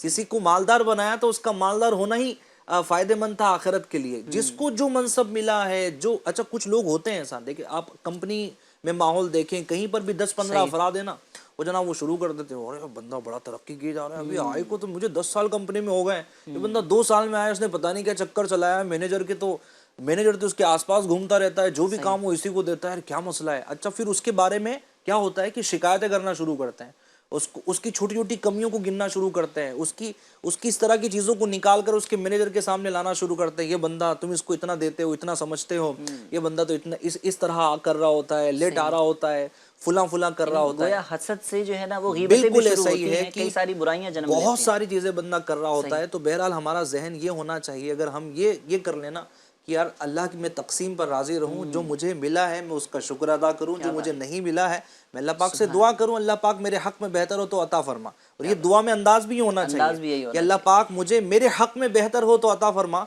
मांग लिया कबूल हो गया, लेकिन ये हुआ कि वही वबाल बन गया, तो फिर क्या, कहाँ जाएंगे, क्या करेंगे। तो बहरहाल सबके लिए दुआएं करें और कभी भी जो है वो अपने दिल में हसद ना पैदा करें। तो अच्छा, फिर मसला क्या है ना, देखो अगर किसी के पास माल है, इसके पास माल नहीं है, हसद करने से माल तो आ नहीं जाएगा। जनाब कोई बंदा किसी के बारे में सोचे कि यार ये गाड़ी इससे छीन जाए, मेरे पास आ जाए, इसका एक्सीडेंट हो जाए, तो ऐसा तो नहीं कि हसद करने का रिजल्ट ये है कि गाड़ी उड़कर इसके पास आ जाएंगी, ऑटोमेटिकली इसके नाम पर हो जाएंगी, या खूबसूरती इसको मिल जाएगी, ऐसा नहीं है। तो खामखा परेशान रहना, यानी मैं अगर सच्ची बोलूँ ना आजम भाई, तो ये अपने आप ओढ़ी हुई बीमारी है। अपने आप को बेचैन करना है कि जिसके पास वो नेमत है वो तो सुकून से जी रहा है, और ये खामा का हसद करके रातों को इधर उधर करवट खा रहा है कि मेरे पास नहीं है, मेरे पास नहीं है। तो जो बंदा वो बोलते हैं ना कि अगर ये करे ना कि यार उसकी भी खैर हो मेरी भी खैर हो, तो फिर वो खैरियत से रहता है। सुभान अल्लाह। थोड़ा सा ऐड कर दूंगा मैं कि बाज़ कंपनियों में इस तरह से जैसे आपने जिक्र किया, और भी इदारों में दीगर जगह पे होता है कि हसद करने वाले जो होते हैं वो ऊपर जैसे सुपरवाइजर को, कंपनी के डायरेक्टर को, मालिक को, और भी दीगर शोबाजात में दीगर जिम्मेदारों को बात पहुंचाते रहते हैं। मैं उन लोगों के इस यहाँ ये पैगाम देना चाहूँगा कि इन जाकुम फासिकुम बिनबइन फतबय्यनु। अगर आपके पास कोई फासिक, कोई इस तरह का फर्द आपके पास कोई ऐसी बात लेकर आ रहा है, आप डायरेक्ट उस पर तवज्जो मत दीजिए, बल्कि उस वाकई आपको लग रहा है कि कंपनी का नुकसान हो रहा है, सही इदारे का नुकसान हो रहा है, तो आप फतबय्यनु तहकीक व तफ्तीश कर लीजिए, सही पता लगा लीजिए कि यहाँ गड़बड़ी तो नहीं है। बस डायरेक्ट उसकी बात पर यकीन, ये ऐसा नहीं करना चाहिए, क्योंकि उम्मूमन ऐसा होता है कि जो इस तरह की शिकायतें करता है ना वो गलती पर होता है। सही, ऐसा ही है, कहीं ना कहीं वो हसद का भी शिकार हो रहा होता है, इसकी बुनियाद पे ये चीज़ें कर रहा होता है। खैर नाज़रीन इकराम, हमारे साथ माशाल्लाह डॉक्टर इमरान साहब भी तशरीफ़ फरमा है। तो आपके अगर कोई मेडिकल लाइन से रिलेटेड या हेल्थ इश्यूज़ से रिलेटेड कोई सवालात हों तो वो भी हमें सेंड करते रहें। इंशाल्लाह डॉक्टर साहब की तरफ भी चलते हैं। डॉक्टर साहब, एक सवाल ये भी आता है कि जब हम रोज़ा रखते हैं तो रोज़े के अंदर एसिडिटी की काफ़ी प्रॉब्लम होती है, तो इस प्रॉब्लम को कैसे दूर किया जाए और इसका क्या सलूशन हो सकता है? बिस्मिल्लाहिर्रहमानिर्रहीम। मदनी साहब, एसिडिटी की जो प्रॉब्लम है, यूँ समझे कि ये तो वर्ल्ड वाइड यूनिवर्सल प्रॉब्लम है। सही, यानी देखे तो हर यानी एक बंदा छोड़ के एक बंदा, यूँ समझे कहा जा सकता है कि इसमें मुब्तला रहता ही है कहीं ना कहीं। तो पहले उसकी वजूहात की तरफ हम जाएंगे कि एसिडिटी होती क्यों है। सबसे पहले हम जाने कि हमारा जो स्ट्रक्चर होता है बॉडी का, उसमें जो पेट होता है ना, स्टमक, उसमें नेचुरली एक एसिड होता है HCl हाइड्रोक्लोरिक एसिड होता है, जिसका काम ही ये होता है कि जो हम खाते हैं तो उसको पचाने का, उसको डाइजेस्ट करने का। लेकिन अब निज़ाम कब बिगड़ता है कि जब हम खाने में, यानी कुछ वजूहात है, जैसे कि अब कोई खा रहा है बंदा तो बे टाइम खा रहा है खाना, बे टाइम, जैसे कभी 2 बजे खा लिया लंच तो कभी 4 बजे खा लिया, कभी ज़्यादा खा रहा है तो कभी कम खा रहा है। अच्छा, ऐसा भी होता है कि कभी बहुत ज़्यादा मसालेदार खा रहा है, फिर खा कर जो वो एक्टिविटी नहीं कर रहा है। सही। बहुत ज़्यादा स्मोकर जो है उनमें भी ये शिकायत पाई जाती है। स्लीप डिस्टर्बेंस जिनका है, जो सोते नहीं है, प्रॉपर स्लीप नहीं लेते हैं, उनमें भी ये जो है शिकायत पाई जाती है। जो बहुत ज़्यादा कैफिनेटेड ड्रिंक पीते हैं, बहुत ज़्यादा चाय हो गया, बहुत ज़्यादा जिसमें कैफीन ऐड होती है, तो ये सब वजूहात है जिससे एसिडिटी होने का चांस है। सही। तो सबसे पहले हम वजूहात पे नज़र डालें, अगर इसे हम एलिमिनेट कर लेंगे, दूर कर लेंगे, तो काफ़ी हद तक ये प्रॉब्लम सॉल्व हो जाएगी। अब मान लें अभी रमज़ान मुबारक महीना है और इसमें तो काफ़ी पेट के ही रिलेटेड जो है ये मामलात होते हैं। अच्छा, पेट के रिलेटेड जो मामलात होते हैं मदनी साहब, यूँ समझिए इसे उम्मुल अमराज कहा गया है। अच्छा। यानी यहीं से ही सब बातें स्टार्ट होती है। तो अब यही अगर हमारा सही हो जाएगा ना, तो सारे मतलब आगे के मामलात भी दुरुस्त हो जाएंगे। तो अब जैसे अब रमज़ान मुबारक में हमारा डाइट चेंज रहता है, यूँ समझे कि जो मैंने वजूहात बताया है काफ़ी हद तक ये भी होते हैं, यानी स्पाइसी बहुत ज़्यादा खाना। तो अब इसमें होता क्या है कि जो नॉर्मली हाइड्रोक्लोरिक एसिड है तो ये बहुत ज़्यादा बढ़ जाता है। अब वो बढ़कर जो है वो स्टमक से ना, जो हमारी जो फूड पाइप है, जिसको ईसोफेगस कहते हैं, जहाँ से खाना जाता है, तो यहाँ पर रिफ्लेक्ट करता है, तो जिससे है ना एसिडिटी, डकारे, ये सब आना स्टार्ट हो जाती है। डकारे भी आती हैं रोज़े जी, वो सब इसी में इंक्लूड हो जाता है।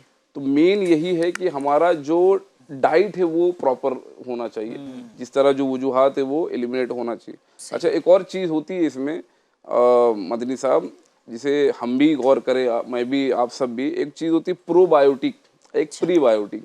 अच्छा, ये क्या होता है? ये एक ऐसे बैक्टीरिया होते हैं जो पेट के लिए अच्छे होते हैं। अच्छा। They are called as a good bacteria, गट के लिए यानी पेट के लिए अच्छे बैक्टीरिया होते हैं। वो बैक्टीरिया अगर हमारे पेट में रहते हैं तो कई सारी पेट की बीमारी नहीं होती, उसमें लूज मोशन ले लें, दस्त, या फिर जो एसिडिटी का मामला ले लें, तो ये बैक्टीरिया हमारे जिस्म में आएंगे कैसे? तो ये भी हमारी सोर्स ऑफ डाइट से भी आते हैं। सही। अच्छा, मेडिसिन तो अवेलेबल ही है, जैसे किसी को एसिडिटी हो गया तो गोली खा लिया, तो वो टेम्परेरी पर्पस के लिए है, वो परमानेंट सॉल्यूशन नहीं है। फिर एक बार हैबिट लग जाएगी तो और फिर मसले हो जाएंगे। अच्छा, इसमें भी आप अगर क्या मशवरा देंगे कि जिसको ज़्यादा ये प्रॉब्लम होती है तो वो गोलियों पे गोलियां खाता रहे? नहीं, देखिए, सबसे पहला तो जाहिर सी बात है, प्रॉब्लम है और वाकई प्रॉब्लम है तो डॉक्टर से कंसल्ट करना है। सही। वो आपके मर्ज को देख कर अगर मतलब है अगर तो गोली देंगे, नहीं तो काफ़ी हद तक वो ऐसे ही दुरुस्त कर सकते हैं अगर आपकी डाइट प्रॉपर रहेगा। सही। अब गोलियां खा रहे हैं, टेम्परेरी वो हो रहा है। मैं प्री और प्रोबायोटिक की बात कर रहा था, वो ऐसे बैक्टीरिया होते हैं जो हमारे गट के लिए हेल्थी अच्छे होते हैं। अच्छा, ये अब है ना एक सैचेड यानी मतलब पाउडर फॉर्म में भी आते हैं। यानी आप देखे होंगे कि कभी हम ट्रैवल करते हैं तो कभी पेट का मामला मौसम की चेंजेस की वजह से भी होता है, तो डॉक्टर ये एडवाइस करते हैं कि आप ये लेके चलें, ये आप है ना पानी में घोल के अगर पी लेंगे तो काफ़ी हद तक पेट को आराम रहता है। अच्छा, ये हम नेचुरली भी ले सकते हैं, जैसे अगर हम डेयरी प्रोडक्ट कुछ अगर लें, जैसे कि एक बटर मिल्क होता है, छाछ, दही हो गया, छाछ लेते हैं लोग, और पनीर हो गया, तो इसके थ्रू भी वो जो अच्छे बैक्टीरिया है वो हमारे पेट में जाते हैं और पेट का निज़ाम दुरुस्त करते हैं। तो ये सब अगर हम फॉलो करेंगे तो इंशाल्लाह एसिडिटी से काफ़ी हद तक मेजर अगर हम देखें तो हमारा जो फूड सिस्टम है, जो खाने पीने का निज़ाम है, जहाँ आपने जो पिछले गुफ्तगू के अंदर ये भी फरमाया था कि हमारा खाना जो है ना वो किस क्वालिटी का होना चाहिए, उस पर भी कलाम किया था, और किस किस टाइम होना चाहिए ये भी आज आपने सुन लिया है कि टाइमिंग भी प्रॉपर होनी चाहिए और खाना भी जो है वो क्वालिटी का होना चाहिए, तो इंशाल्लाह ये सारी प्रॉब्लम इसमें नहीं आएंगी। डॉक्टर साहब ये भी आप फरमाएं कि ये बाज़-औक़ात क्या होता है ना कि गुफ्तगू बंदा जिसको भी प्रॉब्लम होती है वो बनता है यार बात तो ठीक है, लेकिन जब स्पाइसी खाना है, अगर स्पाइसी नहीं होगा तो फिर खाना का हुआ भाई। ऐसे ही आप खिला देंगे नॉर्मल सा सादा सा कि कभी आप सिर्फ वो दही ले लीजिए, आप सहरी में दही रोटी खा लीजिए, आप सलाद खा लीजिए, आप फ्रूट्स खा लीजिए, तो फिर बंदा जी रहा है, कमा रहा है, वो ये सब खाने पीने के लिए तो कर रहा है। लोग ये सवाल कर भी रहे होते हैं कि अल्लाह ने दिया है तो खाइए, ठीक है। डॉक्टर साहब जो दवाइयाँ देंगे, दवाइयाँ लेके अपनी गाड़ी चला रहे होंगे, तो मतलब इस तरह की जो बीमारी है जैसे एसिडिटी भी है, تو کیا آگے چل کر اگر یہ کنٹینیو رہیں تو اور بھی دیگر بھی پرابلمس کریٹ ہو سکتے ہیں؟ یعنی اسپائسی جو کھانا ہے اور اگر بندہ ڈیلی روٹین میں ہی اپنے شامل کر لیا ڈھیر سارے مسالے اور کھائی جا رہا ہے، اور افطار میں پھر وہ ہر مغرب کے نماز کے بعد میں ڈاکٹر صاحب کے لائن لگا کے کھڑا ہوا ہے، تو ظاہر سی بات ہے ڈاکٹرز بھی تو دعا کر ہی کر رہے ہوتے ہیں کہ دعا میں رزق میں برکت ہو. ہو سکتا ہے یہ نتیجہ بن جائے ان لوگوں کا. آپ جی ماشاءاللہ آپ جو فرما رہے تھے نا کہ جن کی یہ مینٹیلٹی ہوتی ہے کہ بھائی میں مطلب کما رہا ہوں کھانے کے لیے، تو ٹھیک ہے تو آپ کما رہے ہیں تو پھر ادھر دیتے بھی جائیے جیسے آپ نے فرمایا. ہم تو لینے کے لیے بیٹھے ہیں. تو اس میں ایسا ہے جیسے میں نے پچھلی اس میں بھی کہا تھا کہ جو مسالہ ہے کوئی اس میں روک نہیں رہا ہے نا. مسالے باڈی کے لیے مطلب کافی بینیفٹ ہوتے ہیں. جیسے میں نے بہت سارے اگزامپل دے، ادرک اگر ہم لے لیں وہ بھی ایک مسالے میں آتا ہے، وہ اینٹی انفلیمیٹری کام کرتا ہے، یعنی وہ ایسیڈیٹی کو کم کرتا ہے. صحیح ہے. صحیح. پھر پودینہ لے لیں، ہلدی لے لیں، اس کے کافی مطلب بہت سارے بینیفٹ ہیں. لیکن یہ ہے کہ کس کوانٹٹی میں لینا ہے. مطلب یوں سمجھے ایک بیلنس ڈائٹ ہونی چاہیے مدنی صاحب. یعنی بیلنس ڈائٹ میں نا کچھ چیزیں ہوتی نیوٹرینٹس جسے کہا جاتا ہے، منرلس، وہ سب کچھ ہمیں چاہیے. یہ نہیں کہ ایک ہی چیز میں لے لوں تو اس سے کام نہیں چلے گا. بیلنس ڈائٹ میں ہمیں کاربوہائیڈریٹ لینا رہتا ہے، فیٹ لینا رہتا ہے، فیٹ بھی ضروری رہتا ہے صحیح ہے، لیکن اس کی ایک لمٹ ہے. لمٹ ہے. پروٹین ہے، وائٹامن ہے، اس کے بعد میں بہت ساری چیزیں ہیں جو ہمیں چاہیے، آئرن ہے. تو جب یہ سب ہم ایک بیلنس ڈائٹ ہم بنا لیں گے نا تو آپ مسالہ والے چیز بھی کھائیے لیکن اس کی بھی طریقہ ہے بنانے کا، کھانے کا. وہ پروسیس فوڈ نہ ہو، ڈیپ فرائیڈ نہ ہو جو آج کل جو مشہور ہوتے جا رہے ہیں، تو وہ نہ ہو. گھر کا کھانا اچھے سے آپ بنا رہے ہیں تو کوئی اس کو روکے گا نہیں.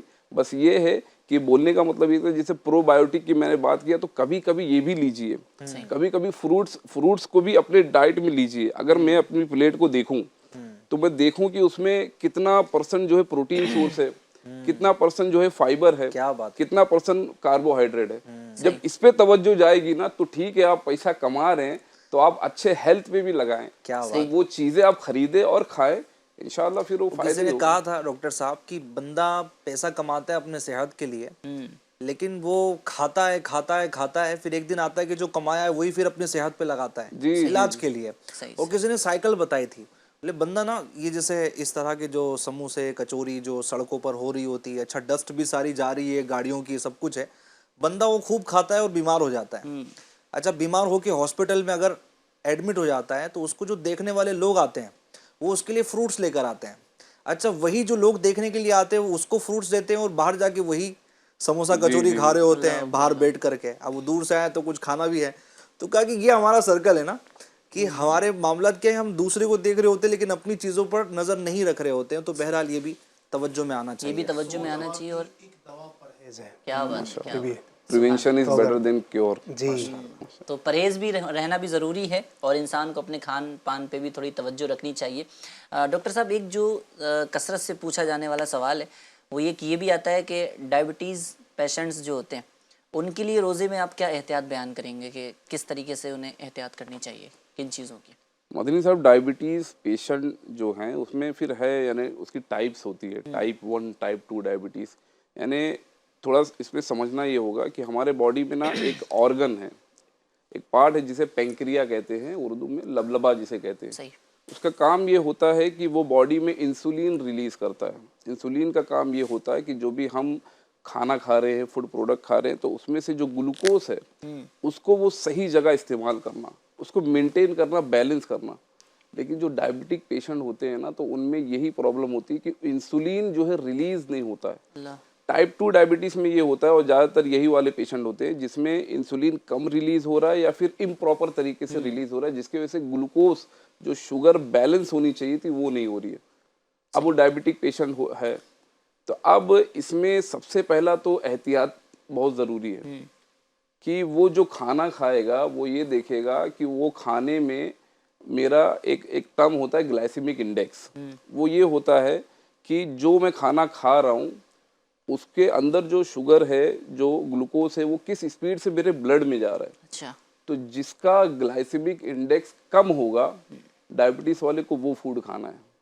تو اب اس میں بھی ہمیں علم ہونا چاہیے کہ بھائی کون سا فوڈ ہے، کیا ہے جس کا گلائسیمک انڈیکس کم ہو. تو اس کی بھی ایک لسٹنگ ہوتی ہے جو ڈائٹیشین کے پاس آپ جائیں گے تو وہ آپ کو ایک اچھے سے وہ بنا کے دیں گے. ٹھیک ہے. اور دوسری بات یہ کہ جیسے روزے کی حالت میں آپ نے فرمایا تو یہی ہے جو سب سے پہلے اس کی سیویرٹی دیکھیں گے. ایک ٹیسٹ ہوتا ہے مدنی صاحب HbA1c, اس سے کیا ہوتا ہے کہ آپ کے 2-3 مہینے کے جو ڈائبٹک رپورٹ ہے نا وہ بتاتا ہے. اگر مان لو وہ 6.5 وہ جو رپورٹ ہے اس کی ویلیو 6.5 سے کم ہے تو آپ سمجھ لیجئے پری ڈائبٹک ہے, یعنی ڈائبٹک کے قریب ہوتے جا رہے ہیں. اس سے زیادہ ہے تو آپ ڈائبٹک ہے, اور پھر 8 یا 9 ہو گیا تو سمجھ جائے پھر وہ بہت زیادہ ہائی ہو گیا. تو اب اس حساب سے ہمیں ہمارا ڈائٹ مینٹین رکھنا ہے. اچھا بعض اوقات کسی کا بہت زیادہ جب یہ ڈائبٹیز ہو جاتا ہے نا تو ڈاکٹر انہیں دوائیاں بھی دیتے ہیں اور انجیکشن انسولین وغیرہ کا بھی لگاتے ہیں. اس کے بھی نا ایک ڈوز ہوتے, شارٹ ایکٹنگ, لانگ ایکٹنگ. تو جب اب روزے کی حالت میں بندہ جا رہا ہے تو وہ اپنے ڈاکٹر سے مشورہ بھی کر لے کہ کس مطلب اتنے گھنٹے مجھے فاسٹ رکھنا ہے. تو اب یہ لانگ ایکٹنگ والا پھر اس حساب سے وہ ڈاکٹر آپ کو ایڈوائز کریں گے. اچھا دوران جس کو بہت زیادہ سیویئر ڈائبٹیز ہے وہ اگر مشورہ کر کے روزہ رکھنا چاہے تو بھی رکھ سکتا ہے, لیکن دوران اس کو وہ انجیکشن کے تھرو, اس میں مزید مفتی صاحب فرمائیں گے کہ انجیکشن کے تھرو وہ انسولین لے سکتا ہے کہ نہیں, وہ مزید مفتی صاحب فرمائیں گے. ایک تو یہ ہو گیا. اب کچھ باتیں میں کہوں گا کہ کیا کھانا چاہیے. دیکھیں ڈائبٹیز کے لیے یا پری ڈائبٹیز ہے تو ایک فارمولا ہے, یہ ماشاءاللہ دعوت اسلامی کے چینل میں الحمدللہ یہ بتایا بھی گیا. تو ہمارے بہت پیارے رکن شورا ہے, اللہ انہیں سلامت رکھے, یعنی انہوں نے یہ فالو کیا. اور حالانکہ یہ کافی ڈاکٹروں کا یہ مشورہ رہتا ہے فالو کرنے کا, لیکن جو ناظرین ہیں میں ان سے یہی عرض کرتا چلوں گا کہ جو بھی آپ یہاں پر جو بتایا جا رہا ہے وہ تبھی فالو کریں جب اپنے ڈاکٹر سے آپ مشورہ لے لیں. ٹھیک ہے. تو اب ایک ڈائٹ ہے جسے کہا جاتا ہے کہ GPS ڈائٹ, لو GPS ڈائٹ یا پھر نو GPS ڈائٹ. اچھا لو GPS ڈائٹ کیا ہے؟ لو گرینز, لو پوٹیٹو, لو شوگر. اچھا یہ جب پری ڈائبٹک کی کنڈیشن میں آ جائے نا تو یہ لو رکھنا ہے. اچھا اور جب ڈائبٹیز ہو گیا تو نو گرینز, نو پوٹیٹو, نو سویٹس, تو یہ نو پہ آ جانا ہے. گرینز میں جو ہے چاول, آپ دیکھیں گے ڈائبٹک پیشنٹ ہوتا ہے تو چاول سے پرہیزی کرتا ہے, لیکن روٹی کھاتا ہے گیہوں کی, لیکن گیہوں سے بھی کافی حد تک جو ہے گلوکوز ریلیز ہوتا رہتا ہے. تو انہیں یہ مشورہ ہے کہ آپ ملٹی گرینز روٹی کھائیں جس میں جو شریف رہے, باجرہ رہے, راگی رہے, اس کا مکس ہو کے ایک آٹا بھی بنتا ہے. پھر اس کے بعد میں وہ فروٹس کھائیں جس کا گلائسیمک انڈیکس کم ہے, جیسے مان لیجیے پیئر ہو گیا, پیرو ہو گیا, پھر جو ہے پلمس ہوتا ہے آلو بخارا وہ ہو گیا, کیوی ہو گیا. ایسے ایک لسٹ آتی ہے. تو وہ ڈائٹ پہ جائیں گے تو انشاءاللہ کافی حد تک اس پہ کنٹرول بھی رہے گا. اور یہ جو GPS والی ڈائٹ ہے اگر آپ اپنی باڈی کے حساب سے, کیونکہ ہر ایک کی باڈی سیم نہیں رہتی ہے نا, طبیعت سب کی الگ الگ رہتی ہے, اگر آپ کو ڈاکٹر آپ کی ایڈوائز کرتے ہیں تو آپ کو ڈائٹ چارٹ بھی بتا دیں گے, اور GPS جو نو اور لو GPS ڈائٹ کو کیسا فالو کرنا وہ بھی آپ کو بتا دیں گے انشاءاللہ. تو ان چیزوں کا بھی خیال رکھنا ہے اور اپنی صحت کو بھی آپ ذرا مد نظر رکھیے, کیونکہ جان ہے تو جہان ہے, صحت ہے تو سب کچھ ہے انشاءاللہ. اب ان سب چیزوں کو مد نظر رکھیں گے تو ساری چیزیں مینٹین ہوتی رہیں گی. مفتی صاحب کی طرف بھی چلیں گے اور آپ کے جو شرعی سوالات ہیں وہ انشاءاللہ مفتی صاحب سے ان کے جوابات بھی لیں گے. اور میں یہاں پر اپنا سوال بھی دہراتا چلوں کہ آج آپ نے کس سوال کا جواب دینا ہے. آج آپ نے اس سوال کا جواب دینا ہے کہ وضو کے اندر کتنے فرائض ہیں. جی ہاں, کتنی چیزیں ہیں وضو کے اندر جو فرض ہیں وہ آپ نے ہمیں بتانی ہے. لائیو چیٹ کے ذریعے بھی دے سکتے ہیں, اور جو اسکرین پر نمبر آپ دیکھ رہے ہیں اس پر آڈیوز بھی بھیج سکتے ہیں. آڈیوز کی صورت میں بھی ہم انشاءاللہ آپ کے جوابات کو شامل سلسلہ کریں گے. آپ کی فرمائشوں کو اگر کلام کی کوئی فرمائش کرنا چاہتے ہیں تو وہ بھی ضرور پروگرام کے اندر شامل کروا سکتے ہیں. آئیے شرعی سوالات کی طرف چلتے ہیں اور مفتی صاحب کی طرف چلتے ہیں اور جانتے ہیں کہ آج کیا پوچھنا چاہ رہے ہیں لوگ اور کیا کیا آڈیوز ہیں. کچھ آڈیوز ہوں تو دیجیے گا. السلام علیکم ورحمۃ اللہ وبرکاتہ. وعلیکم السلام ورحمۃ اللہ وبرکاتہ. میں مزمل اتاری جموں اینڈ کشمیر سے. عقیدہ ختم نبوت کا مطلب کیا ہے, اس کی وضاحت فرما دیجیے. کشمیر سے عقیدہ ختم نبوت اللہ کیا فرمائیں گے حضرت؟ یہ بڑا نازک موضوع ہے. میں اپنے انداز میں تھوڑا سا مختصر سا عرض کرتا ہوں.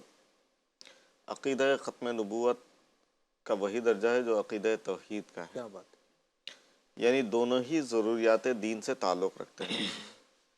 مسلمان کو جس طرح سے لا الہ الا اللہ ماننا لازم ہے, اسی طریقے سے حضور اکرم صلی اللہ تعالی علیہ وسلم کو خاتم النبیین ماننا بھی لازم ہے۔ خاتم النبیین کا مطلب آخری نبی۔ آخری نبی۔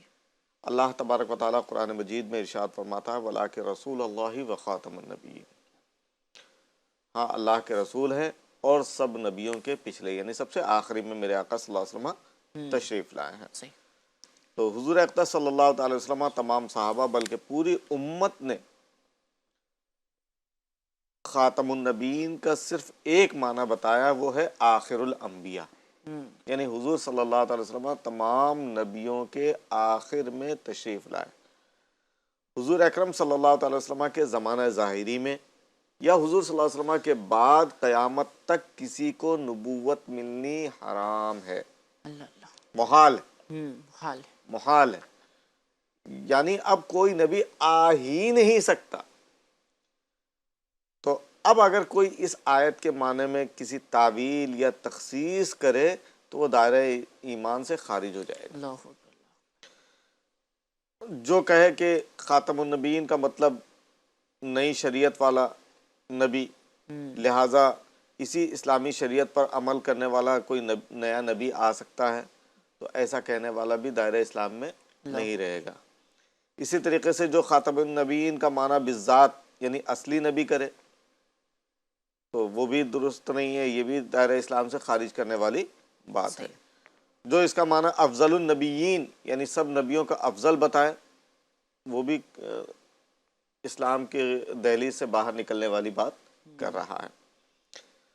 یہ یاد رکھیں کہ حضور اکرم صلی اللہ علیہ وسلم بے شک سب نبیوں سے افضل ہیں، مگر خاتم النبیین کا یہ معنی لینا، جیسے کسی نے کہا نا افضل النبیین، صحیح، یہ اسلام سے نکال دینے والی بات ہے۔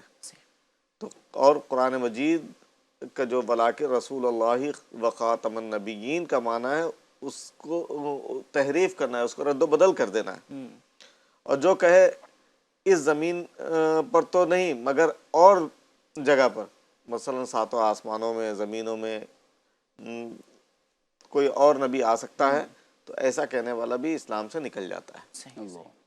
جو کہے انسانوں میں نیا نبی نہیں آ سکتا، البتہ دوسری مخلوق میں بھی اب نبی آ سکتا ہے، تو ایسا کہنے والا بھی دائرہ اسلام سے نکل جاتا ہے۔ تو خاتم النبیین کے ایسے معنی کرنے والا بھی اسلام سے نکل جاتا ہے جو اسے دائرہ اسلام سے نکلا ہوا نہ سمجھے، اللہ اللہ اللہ، یا اس کے دائرہ اسلام سے نکلنے میں شک کرے، وہ بھی اسلام کے دائرے سے باہر ہو جاتا ہے۔ تو یہ بہت اہم ترین موضوع ہے، میں نے مختصر سے گفتگو آپ کے سامنے کی ہے۔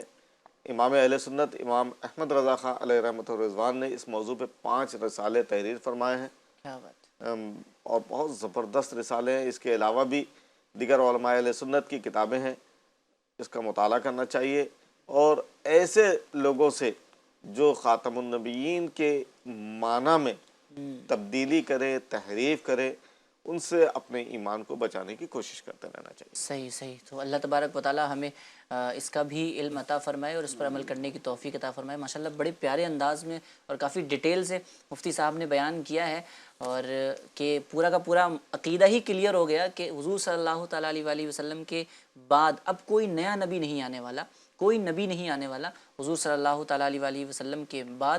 تو اب اس کی مختلف تعویلیں کرنا، معنی میں تغیر و تبدل کرنا، تو یہ صحیح نہیں ہے، درست نہیں ہے، انسان کو دائرہ اسلام سے باہر کرنے والی چیزیں ہیں۔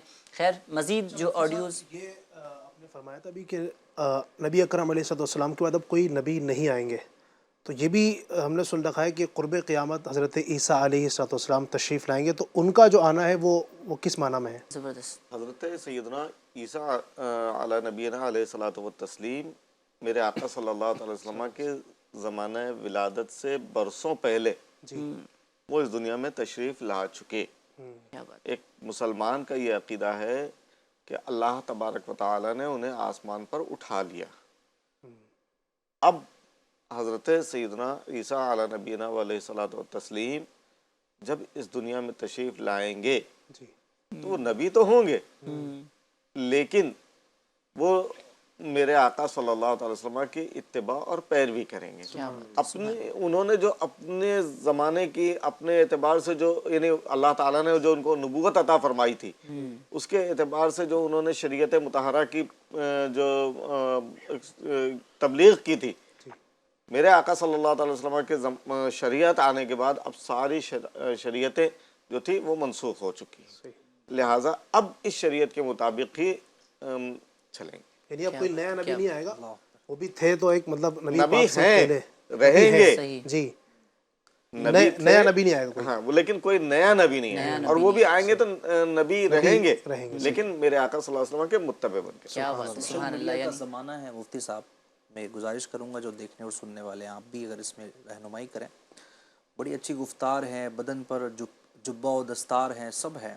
بندہ بول رہا ہوتا ہے یار ساری تو باتیں اچھی کرتا ہے، چلو ایک آدھ عقیدہ اگر ادھر ادھر ہے تو ٹھیک ہے، ان کو اپنی قبر میں جواب دینا ہے، میں نے اپنی قبر میں جواب دینا ہے. بندہ سن رہا ہے، سوشل میڈیا میں ریلز بھی دیکھ رہا ہے، وہ کھلے عام بھی اس طرح کی چیزیں بول رہا ہوتا ہے کہ خاتم النبیین کا معنی یہ نہیں ہے بلکہ یہ ہے فلاں فلاں فلاں. لوگ بولتے ہیں یار ٹھیک ہے نا یار، میں اپنی زندگی گزار رہا ہوں، اپنی زندگی گزار رہا ہے، میں سنتا ہی تو ہوں، میں انجوائے تو کرتا ہوں. تو ایسے لوگوں کے متعلق، ان نوجوانوں کے متعلق آپ کیا کہیں گے کہ ایک ایمان والے کے لیے کتنی ضروری بات ہے کہ ایسے لوگوں کو سننا، ایسے اسے تعلقات رکھنا، یہ کہہ لینا کہ ٹھیک ہے دنیا میں معاملات ہے، آخرت میں آخرت کی دیکھی جائے گی. دیکھیے ندیم بھائی، سوشل میڈیا نے تو تباہ و برباد کر کے رکھ دیا بعض صورتوں میں، اور بعض طور پر سوشل میڈیا کے ذریعے اچھی باتیں بھی آ رہی ہیں. لیکن اب ہمیں یہ دیکھنا چاہیے کہ کہنے والا کون ہے، بتانے والا کون ہے، ہم دین کس سے سیکھ رہے ہیں. کیا ہر جبہ دستار والا وہ دین سکھانے کے لائق ہے؟ پلمبنگ کرنے والا اویلیبل ہے، یہ چیزیں تو مارکیٹ میں اویلیبل ہیں. پلمبنگ کرنے والا، ادھر ٹھوک ٹھاک کرنے والا، اب وہ داڑھی منڈا ہے تو یہ وہ بھی دین سکھانے کی باتیں کر رہا ہے. بھائی دین کس سے تم سیکھ رہے، اس کو بھی غور کر لو. بلکہ کمال مفتی صاحب، یعنی ان کی عقل، یعنی بعض لوگوں کی بولتے مت ماری جاتی ہے. یعنی کسی کو بھی کہتے ہیں یہ امام مہدی ہے، معاذ اللہ، یعنی نہ اس کی داڑھی کے عطے پتے ہوتے ہیں، نہ اس کی کسی چیز کے، یعنی کوئی جو نشانی بیان کی گئی وہ نشانیوں سے کوئی اس کا تعلق ہی نہیں. وہ پتہ نہیں کہاں سے دل میں آیا تھا یہ امام مہدی ہے. اور یہ ایسا لگتا ہے کہ ہر کسی دوسرے ملک میں ایسا دعویٰ کرنے والے بھی کھڑے ہو جا رہے ہیں کہ جناب میں فلاں ہوں تو میں فلاں ہوں. تو کتنا نازک زمانہ ہے، بندہ کیا کرے. ندیم بھائی آپ نے جو گفتگو کی نا، مجھے ایک محدث کے گفتگو کا ایک خلاصہ یاد آیا. غالباً حضرت امام حسن بصری رحمۃ اللہ تعالی علیہ کی خدمت بابرکت میں ایک شخص آیا اور حدیث سنانا چاہا. آپ نے کہا میں تجھ سے نہیں سنوں گا. کیا بات. امام ابن سیرین رحمۃ اللہ علیہ، یہ بھی زبردست تابعی ہیں جی، اور ان کی بارگاہ میں کوئی شخص حاضر ہوا، اس نے کہا کہ ایک حدیث سنانا چاہتا ہوں. انہوں نے منع کر دیا. اس نے کہا کہ ایک حدیث تو آپ کو سنایا اور اللہ کے نبی کا فرمان سنانا چاہتا ہوں. کہا نہیں، بالکل وہ بزید ہوا، یہ انکار کرتے رہے. آخرکار نہیں سنا. اللہ اکبر. لوگوں نے، مصاحبین نے کہا کہ حدیث ہی تو سنا رہا تھا. کہا اس کی بات شاید مجھے اچھی لگ جاتی اور کیا کہتے ہیں میں کہیں اس کے طریقے پہ نہ چل پڑتا، او کما قال، اس طرح کی. یعنی انہوں نے ایک بدمذہب سے، ایک برے شخص سے حدیث سننا بھی گوارا نہیں کیا، جس کے بارے میں وہ یقین کے ساتھ کہہ رہا تھا کہ میں حدیث سنا رہا ہوں. ابھی تھوڑے دن پہلے کی بات ہے، رمضان شریف کے ہی ایام میں مجھے کچھ تفسیر پڑھنا تھا. میں نے تلاش کیا، ایک تفسیر مجھے نظر آئی. اب میں تقریباً 2 صفحے 3 صفحے پڑھ گیا، بڑی اچھی لگی مجھے تفسیر.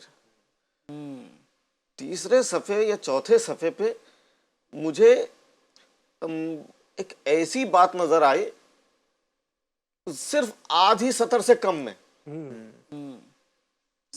جو کسی جو خاتم النبیین کے معنی کا منکر تھا. اللہ، وہ اس کی تفسیر تھی.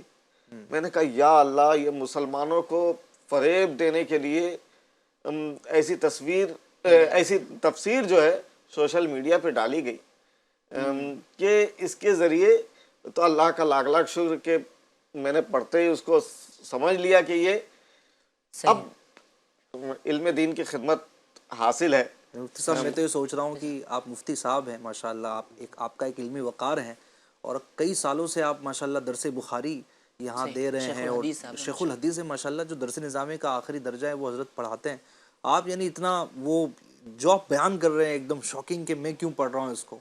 جب مفتی صاحب کا ناظرین میں کہنا چاہوں گا کہ مفتی صاحب کا یہ ایک سمجھے کہ ایک انداز ہے, ایک معاملہ ہے کہ میں نہیں پڑھتا. حالانکہ بعض صورتیں ہیں کہ مفتیان کرام اگر کوئی ایسے خاص کام میں ہو تو ان کے لیے شرعاً درست بھی ہے, اجازتیں بھی موجود ہے اپنی جگہ پر. لیکن جو علم دین سے آگاہی نہیں رکھتا وہ پڑھ رہا ہے کہ چلو دیکھتا تو ہوں کہ لکھا کیا ہے. کچھ لوگ بات کیا ہے. یہاں تو ایک تو یہ کہ یہ فلاں نے کیا لکھا ہے دیکھتا ہوں, وہ تو بہت دور کی بات. یہاں یہ جو تھی یہ تو دیکھتا ہوں والا مسئلہ ہی نہیں تھا. اللہ اکبر. یہ تو یہ تھا کہ قرآن کی تفسیر ہے, تراویح میں بیان کرنے والی تفسیر ہے. صحیح. اب ایک مسلمان شخص بولا یار کتنی اچھی تفسیر لکھی ہوئی ہے, اور وہ شہد دکھا ہے زہر پلا ہے, بس وہی حال تھا. وہ بیچ میں ایک سطر نے مجھے اللہ کا شکر ہے کہ راستہ دکھا دیا کہ یہ تفسیر پڑھنے کے لائق نہیں, اور اس کو میں نے پھر ڈیلیٹ کر دیا. محفوظ صدا رکھنا ہمیں بے ادبی سے, ہم سے بھی سرزد نہ کبھی بے ادبی ہو. تو ناظرین اکرام اس کا بھی خیال رکھنا ہے. سوشل میڈیا کا دور ہے ماشاءاللہ, کافی اچھی گفتگو ہوئی ہے, اور کس کو سننا ہے اور کس کو نہیں سننا ہے یہ بھی ہمیں جو ہے وہ ذہن میں رکھنا چاہیے. خیر مزید جو ہے وہ سوالات کی طرف چلتے ہیں. مزید آڈیوز ہوں تو دیجیے گا.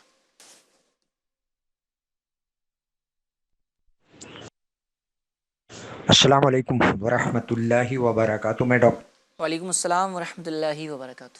ڈاکٹر ساجد اتاری بنارس سے. میرا ایک سوال یہ ہے کہ زکوٰۃ ادا نہ کرنے کی کیا سزا ہے؟ اللہ اکبر. ساجد بھائی ہیں اور سوال کر رہے ہیں کہ زکوٰۃ جس پر فرض ہے وہ ادا نہ کرے تو اس کی سزا. میں تو اس سے سلسلے میں یہی گزارش کروں گا کہ ہمارا جو سلسلہ ہے احکام زکوٰۃ, تو یہ غالباً مہینے ہفتے میں 2 مرتبہ یا 3 دن میں ایک بار ریلیز ہو رہا ہے, تو اس کو ضرور دیکھیں. اس کے اندر اس کے احکام بہت تفصیل کے ساتھ بیان کیے گئے, کیا عذابات ہیں, کیا فوائد ہیں, کیا فضائل ہیں, وہ بیان کیے. مختصر سا یہاں بھی بحث کر دیتا ہوں کہ جس سونے چاندی کی زکوٰۃ نہ دی جائے وہ روز قیامت جہنم کی آگ میں تپا کر اس زکوٰۃ نہ دینے والی کی پیشانی, کروٹیں اور پیٹھ پر ڈالی جائیں گی, اور اس کے سر پستان پر جہنم کا گرم پتھر رکھ دیا جائے گا, اور چھاتی توڑ کر کندھے کی ہڈی سے نکل جائے گا, اور کندھے کی ہڈی پر رکھا جائے گا تو ہڈیاں توڑتا سینے سے نکل آئے گا, پیٹھ توڑ کر کروٹ سے نکل جائے گا, گدی توڑ کر پیشانی سے ابھرے گا. اور جس مال کی زکوٰۃ نہ دی جائے روز قیامت پرانا خبیث خوخار اژدہا یعنی بڑا سانپ بن کر اس کے پیچھے دوڑے گا, یہ ہاتھ سے روکے گا, وہ ہاتھ چبا لے گا, پھر گلے میں توق بن کر پڑے گا اور اس کا منہ اپنے منہ میں لے کر چبائے گا اور کہے گا میں ہوں تیرا مال, میں ہوں تیرا خزانہ. پھر اس کا سارا بدن چبا ڈالے گا. زکوٰۃ نہ دینا مال برباد ہونے اور اس میں برکت نہ رہنے کا سبب ہے. میرے آقا صلی اللہ تعالی وسلم نے ارشاد فرمایا خشکی و تری میں جو مال ضائع ہوتا ہے وہ زکوٰۃ نہ دینے کے سبب تلف ہوتا ہے. ایک اور حدیث پاک میں ہے کہ زکوٰۃ کا مال جس میں ملے اسے تباہ کر ڈالتا ہے. بہت سارے اس کی وعیدیں ہیں زکوٰۃ نہ دینے کی, مختصراً عرض کی گئی. اللہ تبارک و تعالی اسے محفوظ رکھے. اپنے مال کی درست زکوٰۃ ادا کرنا حساب کتاب کر کے یہ مسلمان پر لازم ہے. بعض لوگ نکال دیتے ہیں اندازاً, ایسے بھی نہیں بلکہ حساب کتاب کر کے ہی نکالنا ضروری. صحیح. اور یہ بھی ہوتا ہے مفتی صاحب کہ بعض لوگ کسی کو بھی دے رہے ہوتے ہیں, ہر آنے والے شخص کو جو ہے وہ زکوٰۃ پکڑا دی یا پھر صدقہ و خیرات دے دیا, تو کچھ لوگوں کا پیشہ بھی ہوتا ہے مانگنا, تو ان کو بھی زکوٰۃیں دے رہے ہوتے, تو کیا فرمائیں گے کس کو زکوٰۃ دینی چاہیے اس حوالے سے؟ پیشہ ور فقیروں کو تو دینے سے منع کیا گیا ہے کہ ان کو زکوٰۃ یا کوئی بھی بھیک ایسے نفلی بھی دینا ان کو منع ہے, پیشہ ور فقیروں کو. اور جو زکوٰۃ مانگ رہے ہیں پیشہ ور لوگ ہیں تو ان سے بچا جائے, اور ان لوگوں کو زکوٰۃ دی جائے, ان لوگوں کو صدقہ واجبہ دیا جائے جو اس کے مستحق ہیں. ہر ایک کو نہیں دیا جائے, ظن غالب ہو جائے کہ ہاں یہ شخص زکوٰۃ لینے کا مستحق ہے, اسی کو زکوٰۃ دی. صحیح. ناظرین اکرام کئی ساری آڈیوز بھی ہیں ہمارے پروگرام کے لیے, اور مزید آڈیوز کو بھی شامل کرتے ہیں, دیکھتے ہیں ناظرین کیا بات کرنا چاہتے ہیں. جی دیجیے گا. السلام علیکم ورحمۃ اللہ وبرکاتہ. وعلیکم السلام ورحمۃ اللہ وبرکاتہ. میں محمد مزمل اندور سے بول رہا ہوں. میرا مفتی صاحب سے سوال ہے کہ جب کوئی شخص فرض نماز اپنے گھر میں ادا کرے تو 4 رکعت فرض ہے، تو شروع میں الحمد کے بعد 2 رکعت میں شروع کی صورت پڑھتے ہیں، اور جو اینڈ کی 2 رکعت رہتی ہے اس میں صورت پڑھے کہ نہیں پڑھے. میں نے سنا ہے کہ جو اینڈ کی 2 رکعت رہتی ہے فرض نماز کی، اس کے اندر صرف الحمد پڑھتے ہیں.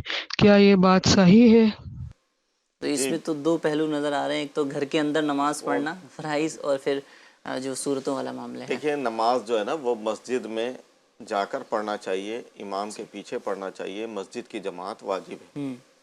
تو مسجد میں جا کر نماز پڑھیں. لیکن اگر کسی وجہ سے کوئی شخص تنہا نماز پڑھ رہا ہے کسی عذر شرعی کی بنیاد پر، اور وہ 4 رکعت والی نماز پڑھ رہا ہے، تو پہلی 2 رکعتوں میں وہ صورت ملائے گا.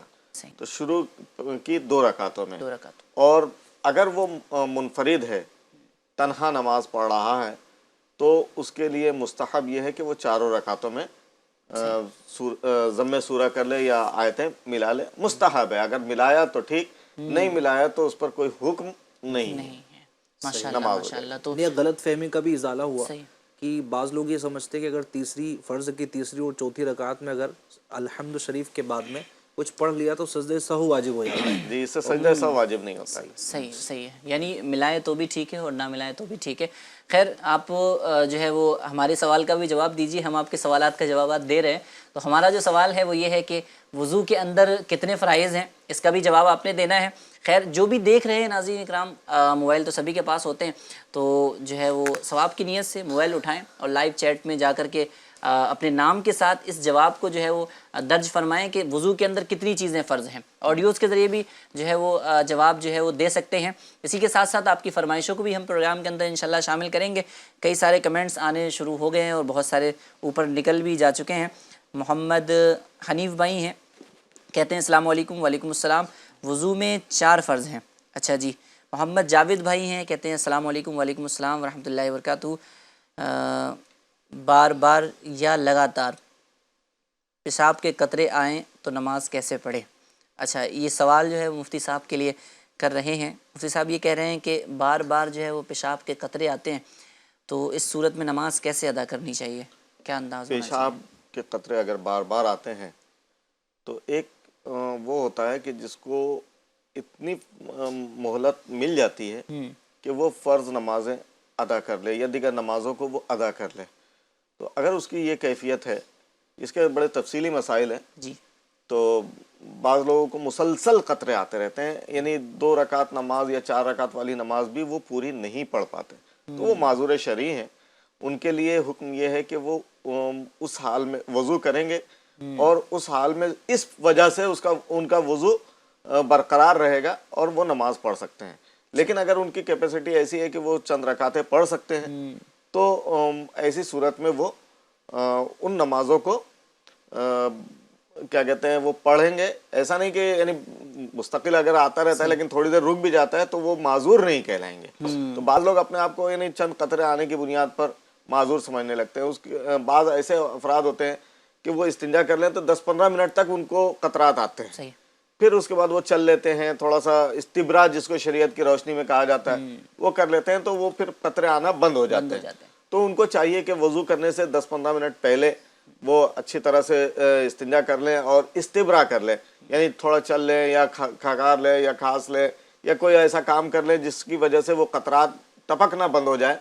پھر اس کے بعد وہ وضو کریں اور نماز پڑھیں. تو اس کی مختلف صورتیں ہیں، الگ الگ صورتوں کا الگ الگ حکم ہے. لہٰذا وہ اگر اتنی باتوں سے سمجھ گئے تو ٹھیک، ورنہ کسی مفتی صاحب سے وہ رابطہ کریں اور تفصیل اس کی سمجھ لیں. کیا بات ہے، سبحان اللہ. اور بھی کئی سارے کمنٹس آ رہے ہیں ماشاءاللہ سبحان اللہ کے، کئی سارے لوگ مختلف جگہوں سے دیکھ رہے ہیں. نورین بھائی ہیں، السلام علیکم. وعلیکم السلام ورحمۃ اللہ وبرکاتہ. محمد مزمل اندور سے بول رہا ہوں. اچھا جی. اور ان کا بھی سوال ہے. نورین بھائی کہتے ہیں نعت پاک پڑھوا دیجیے، بلا لو مکی مدنی. محمد مزمل اندور سے. اچھا جی، سبحان اللہ، دل خوش ہو گیا ماشاءاللہ. یہ بھی کمنٹس ہیں. خواجہ پیر اشرفی صاحب ہیں، السلام علیکم، وعلیکم السلام ورحمۃ اللہ وبرکاتہ۔ امیر اہل سنت کا کوئی کلام سنا دیجیے۔ اچھا، امیر اہل سنت کا کلام سننا چاہتے ہیں، اور آپ سب سے دعاؤں کی التجا، دعاؤں کے لیے بھی فرمائشیں آئی ہیں، کیا خوب ہے ماشاءاللہ۔ اللہ تبارک و تعالیٰ آپ کی تمام نیک جائز تمناؤں کو، آرزوؤں کو، التجاؤں کو اپنی بارگاہ میں قبول فرمائے۔ اللہ تبارک و تعالیٰ ہمیں گناہوں سے بچائے۔ یہ محمد فیض ہیں، کہتے ہیں السلام علیکم، وعلیکم السلام ورحمۃ اللہ۔ وضو کے 4 فرائض ہیں ماشاءاللہ۔ اللہ تبارک و تعالیٰ تمام کو حاسدوں کے حسد سے بچائے، آمین۔ یہ بھی کمنٹس ہیں۔ اور عبد الرحمن بھائی ہیں، کہتے ہیں السلام علیکم ورحمۃ اللہ وبرکاتہ۔ وعلیکم السلام ورحمۃ اللہ وبرکاتہ۔ میں مہاراشٹرا سے، اچھا وسیم عرض کر رہے ہیں، وسیم بھائی ہیں۔ اسی کے ساتھ ساتھ اللہ تبارک و تعالیٰ ہمیں سادگی والی زندگی عطا فرمائے، یہ بھی دعا ہے، آمین۔ رخساد علی بھائی ہیں، کہتے ہیں ماشاءاللہ۔ اور مصطفیٰ بھائی ہیں، کلام سنا دیجئے، خراب حال کیا دل کو پرملال کیا، کیا بات ہے۔ اور کلام اعلیٰ حضرت بھی سننا چاہتے ہیں۔ مزمل بھائی ہیں، اندور سے مزمل بھائی ہیں، کلام سننا چاہتے ہیں۔ اچھا جی، آپ سے گزارش ہے کہ میرے اگزام چل رہے ہیں، اس کے لیے بھی دعا کیجیے گا۔ اللہ تبارک و تعالیٰ آپ کو اچھے نمبروں سے جو ہے وہ کامیابی عطا فرمائے۔ ایک کمنٹ آیا، واہ مفتی صاحب، اللہ تبارک و تعالیٰ آپ کو لمبی عمر عطا فرمائے، لمبی زندگی عطا فرمائے، آمین۔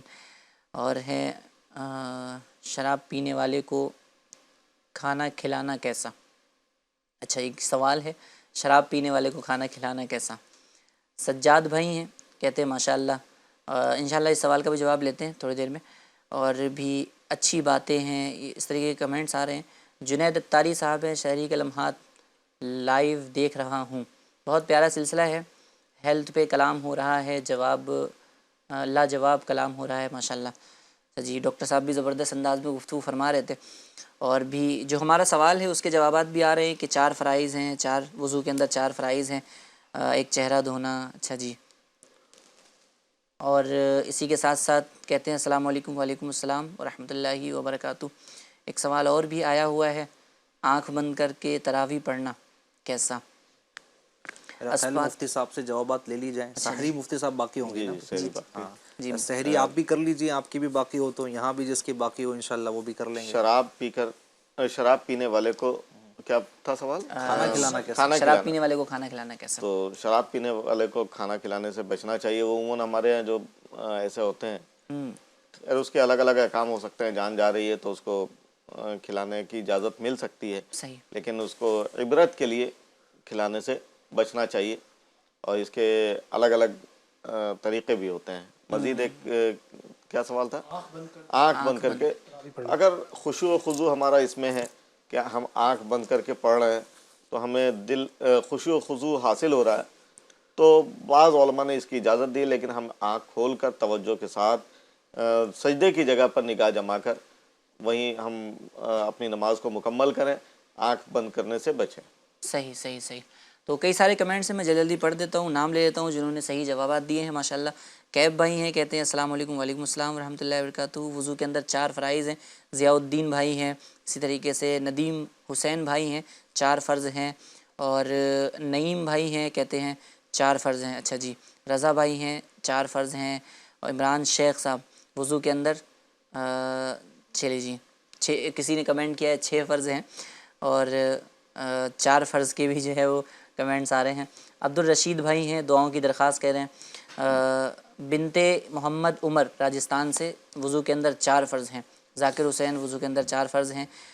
کئی سارے نام ہیں، اور وقت بھی ہمارا جو ہے وہ اختتام کی جانب جلدی ہو جاتا ہے۔ تو ناظرین اکرام، آپ نے پھر بھی اس سوال کا جواب ضرور دے کر جانا ہے، کیونکہ بہت آسان سوال ہے۔ آپ اپنے نام کے ساتھ کمنٹ کیجئے کہ وضو کے اندر کتنے فرائض ہیں۔ آئیے کچھ آڈیوز ہیں وہ بھی شامل سلسلہ کرتے ہیں۔ جی، السلام علیکم ورحمۃ اللہ وبرکاتہ۔ وعلیکم السلام ورحمۃ اللہ وبرکاتہ۔ میرا نام محمد شیبان ہے۔ مجھے یہ کلام سنا دیجئے، مجھ کو درپیش ہے پھر مبارک سفر، قافلہ پھر مدینے کا تیار۔ کیا بات ہے، کیا بات ہے، سبحان اللہ۔ مزید کال ہوتی دیجیے۔ السلام علیکم ورحمۃ اللہ وبرکاتہ۔ وعلیکم السلام ورحمۃ اللہ وبرکاتہ۔ آپ کے سوال کا جواب، وضو کے 4 فرائض ہے۔ پہلا، چہرہ دھونا۔ دوسرا، دونوں ہاتھ کونیوں سمیت دھونا۔ تیسرا، چوتھائی سر کا مسح کرنا۔ چوتھا، دونوں پیر کٹنوں سمیت دھونا۔ السلام علیکم، کیا میں بات ہے، محمد کیا بات ہے. مزمل اتاری اندور سے۔ سبحان اللہ سبحان اللہ، بڑا پیارا انداز ہے، اللہ آپ کو سلامت رکھے. اور کئی سارے کمنٹس ہیں. ایک کمنٹ جو کل بھی آیا تھا، علی شیر مدنی صاحب ہیں، کہہ رہے ہیں اعظم بھائی آپ نعت سنا دیجئے. اچھا جی، سنتے ہی رہتے ہیں نعت شریف تو. اور بھی کئی سارے لوگ ہیں. ام رسول ہیں، 4 فرائض ہیں، ٹھیک ہے. سمیر بھائی ہیں، 4 فرائض ہیں. اور محمد علی بھائی ہیں. اعظم بھائی یہ کلام سنا دیجئے. اچھا جی، علی شیر مدنی صاحب. چلیں، کئی سارے کمنٹس ہیں اور کئی بار جو ہے وہ کلام کی فرمائش بھی آ رہی ہے. چلیں کچھ کلام جو ہے نا وہ اپنے علی مدنی صاحب سے سنتے ہیں، پھر انشاءاللہ مزید جو ہے وہ کلام کرتے ہیں. صلی اللہ علی محمد صلی اللہ علیہ وسلم. مجھ کو در پیش ہے پھر مبارک سفر، قافلہ پھر مدینے کا تیار ہے. نیکیوں کا نہیں کوئی توشا، فقط میری جھولی میں اشکوں کا ایک ہار ہے. کوئی سجدوں کی سوغات ہے نہ کوئی،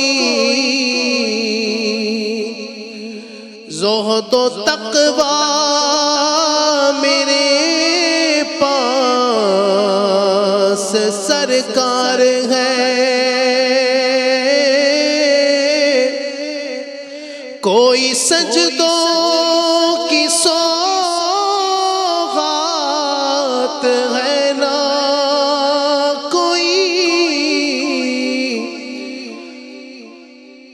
کوئی سجدوں کی سوغات ہے نہ کوئی، زہد و تقوی میرے پاس سرکار ہے. چل پڑا ہوں مدینے کی جانب مگر، چل پڑا ہوں مدینے کی جانب مگر، ہائے سر پر گناہوں کا انبار ہے. جرم و عصیان پہ اپنے لجاتا ہوا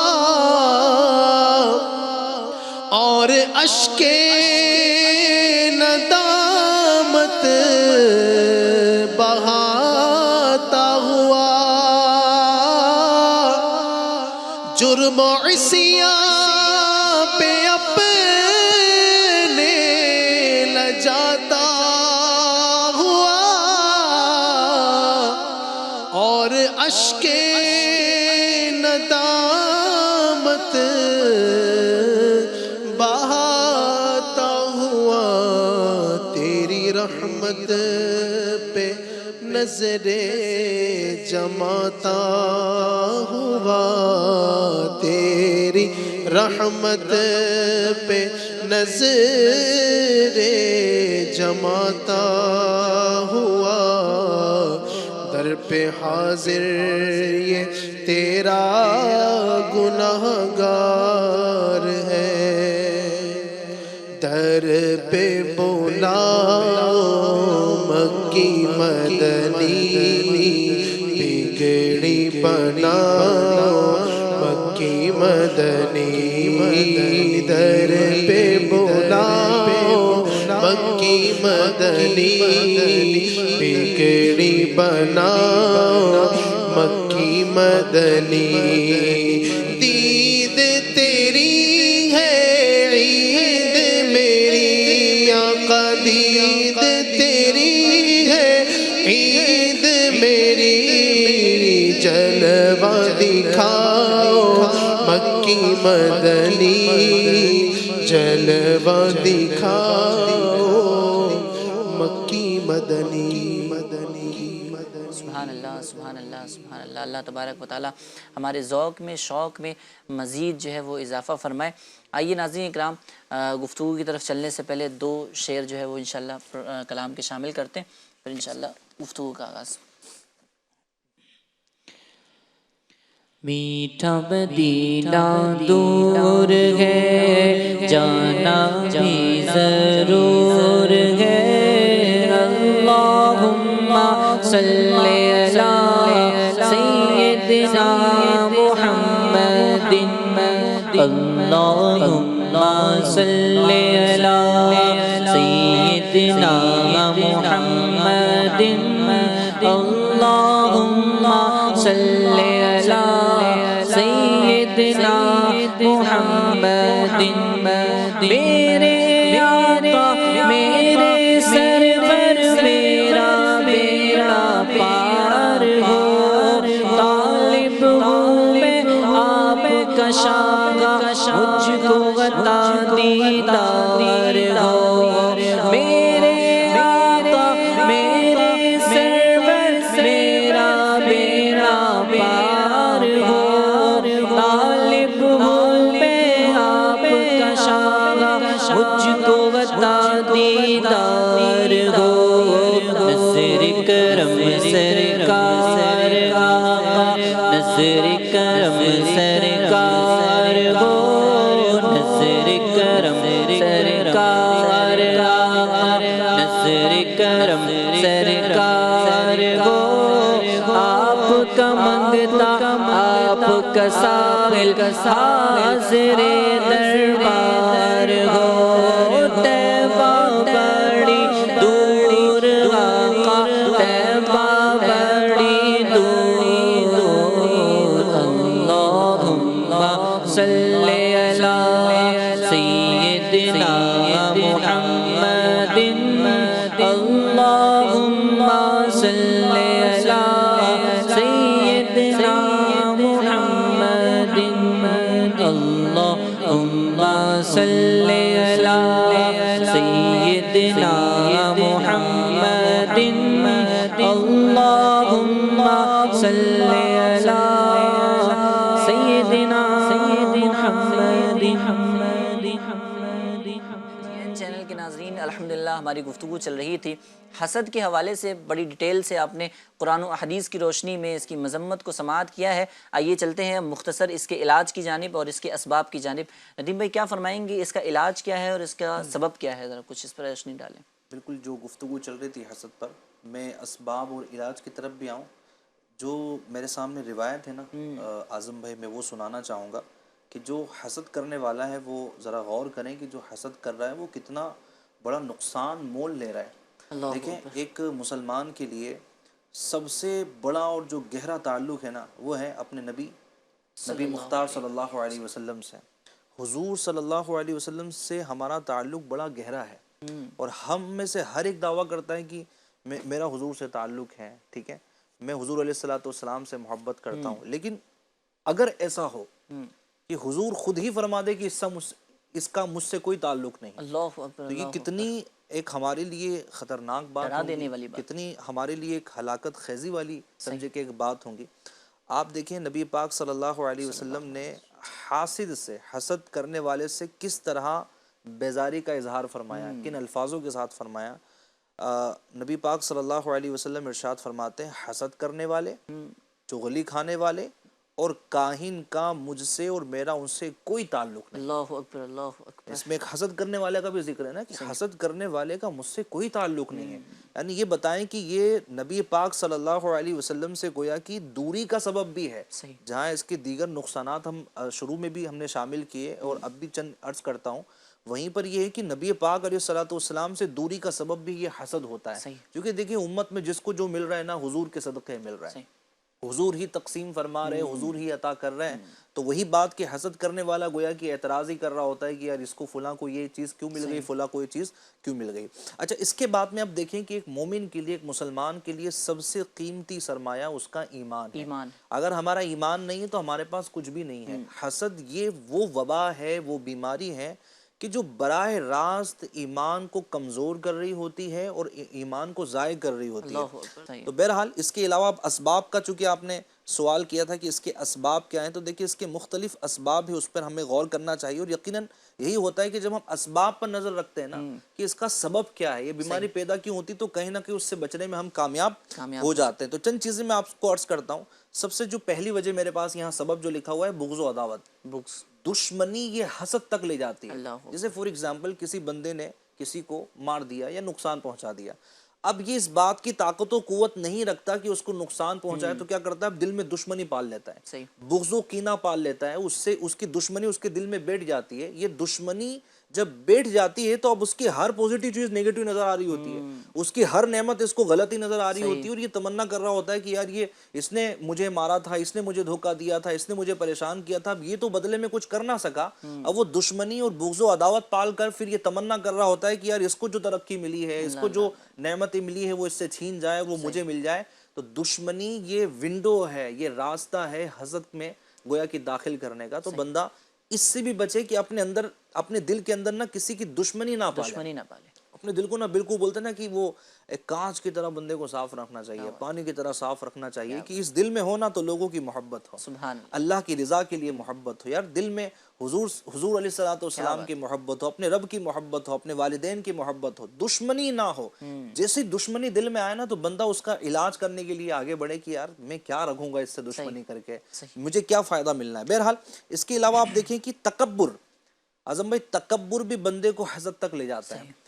جب بندہ یہ فیل کرنے لگتا ہے نا کہ یار یہ چیز تو مجھے ملنی تھی، یہ اس کو کیسے مل گئی، یار یہ جاب کا حقدار تو میں تھا، میرا اتنا ایکسپیرینس ہے، میرے پاس اتنا بڑا تجربہ ہے، لیکن اس کو نوکری مل گئی، اس کو جاب مل گئی، اس کو یہ فائدہ مل گیا، اس نے گاڑی لے لی، میں اتنا کما رہا ہوں لیکن بچ کو نہیں رہا ہے، اس نے کمایا، اس نے گاڑی لے لی، اس نے بنگلہ لے لیا، اس نے عزت کما لی، چار لوگ اس کو جاننے ماننے لگے، میرے کو تو کوئی پوچھ ہی نہیں رہا ہے، اس کی تو لوگ آؤ بھگت کر رہے ہیں اور میرا تو کوئی نام بھی لے رہا ہے، اس کا تو نام جو ہے نا وہ بولتے ہیں نا کہ ایک جلی حروف کے ساتھ لکھا جا رہا ہے، ہائی لائٹس میں لکھا جا رہا ہے، لیکن میرا تو کوئی نام ہی لے رہا ہے۔ تو یہ جو تکبر ہے، اس انسان سے جو ہے اس کی شخصیت سے بھی جو نفرت ہونے لگتی ہے، یہاں تک کہ نام سے بھی نفرت ہو جاتی ہے۔ بالکل ایسا ہی ہے۔ تو یہ جو تکبر ہے نا، انانیت، کہ میں کچھ ہوں، مجھ میں یہ چیزیں ہیں تو مجھے ملنا چاہیے تھا، تو اب کیا ہوتا ہے، تکبر یہ آ گیا کہ نہیں میں اس سے بہتر ہوں، میں اس سے اچھا ہوں، میں اس سے اچھا بول سکتا ہوں، میں اس سے اچھا دکھتا ہوں، میرے پاس اچھی چیزیں ہیں۔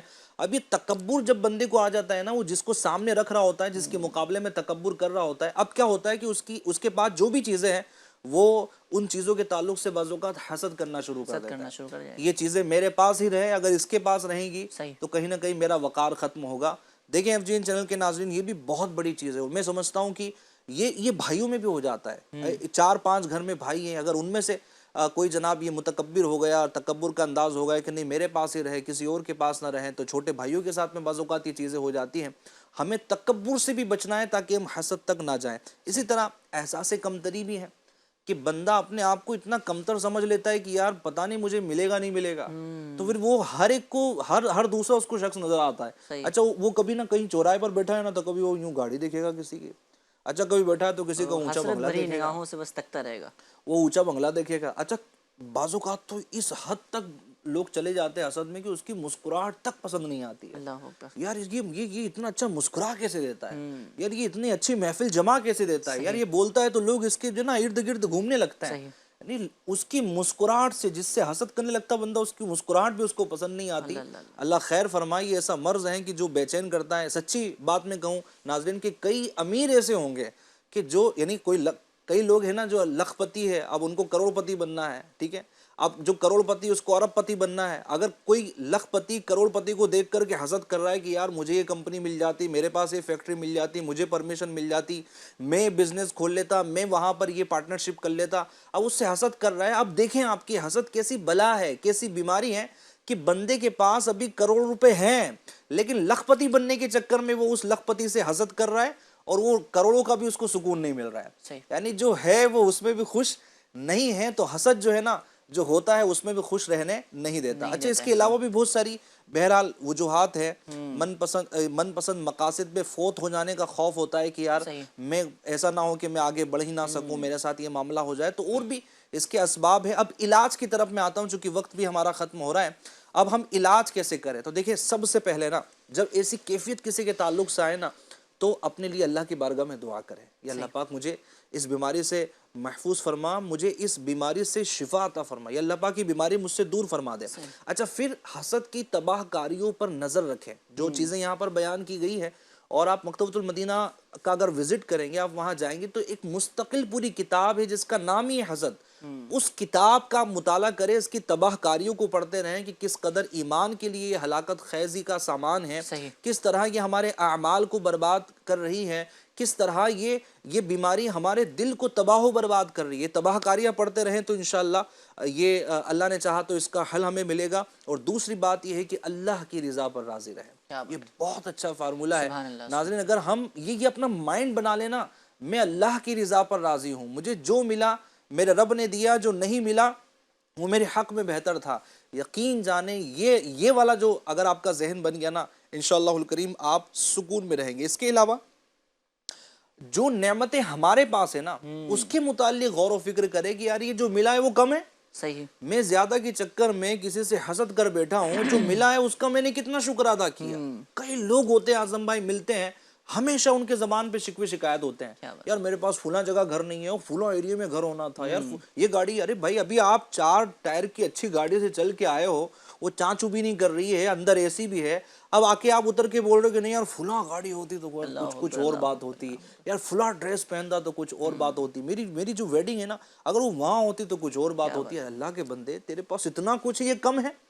تو خامخواہ وہ چیزوں کو سوچ کے پریشان رہنا کہ جو حاصل نہیں ہے, بلکہ جو حاصل ہے. وہ ایک مفتی صاحب نے بڑی پیاری بات بولی تھی کہ بندہ لا حاصل چیز کو پسند کر رہا ہوتا ہے. یار وہ مل جائے تو میں خوش رہوں گا, وہ مل جائے تو وہ چیز مجھے بڑی پسند ہے. تو مفتی صاحب نے بڑی پیاری بات کہی تھی. یہ زندگی پرسکون بنانے کا فارمولہ ہے ناظرین, وہ یہ ہے کہ جو چیز حاصل نہیں ہے اس کو پسند کرنے کے بجائے جو چیز حاصل ہے اس کو پسند کر لو. کیا بات ہے, کیا بات, جو حاصل ہے اس کو پسند کر لو. میرے پاس یہ لباس ہے یہ بیسٹ ہے, میرے پاس یہ انداز ہے یہ بیسٹ ہے, میرے پاس یہ گاڑی یہ بیسٹ ہے.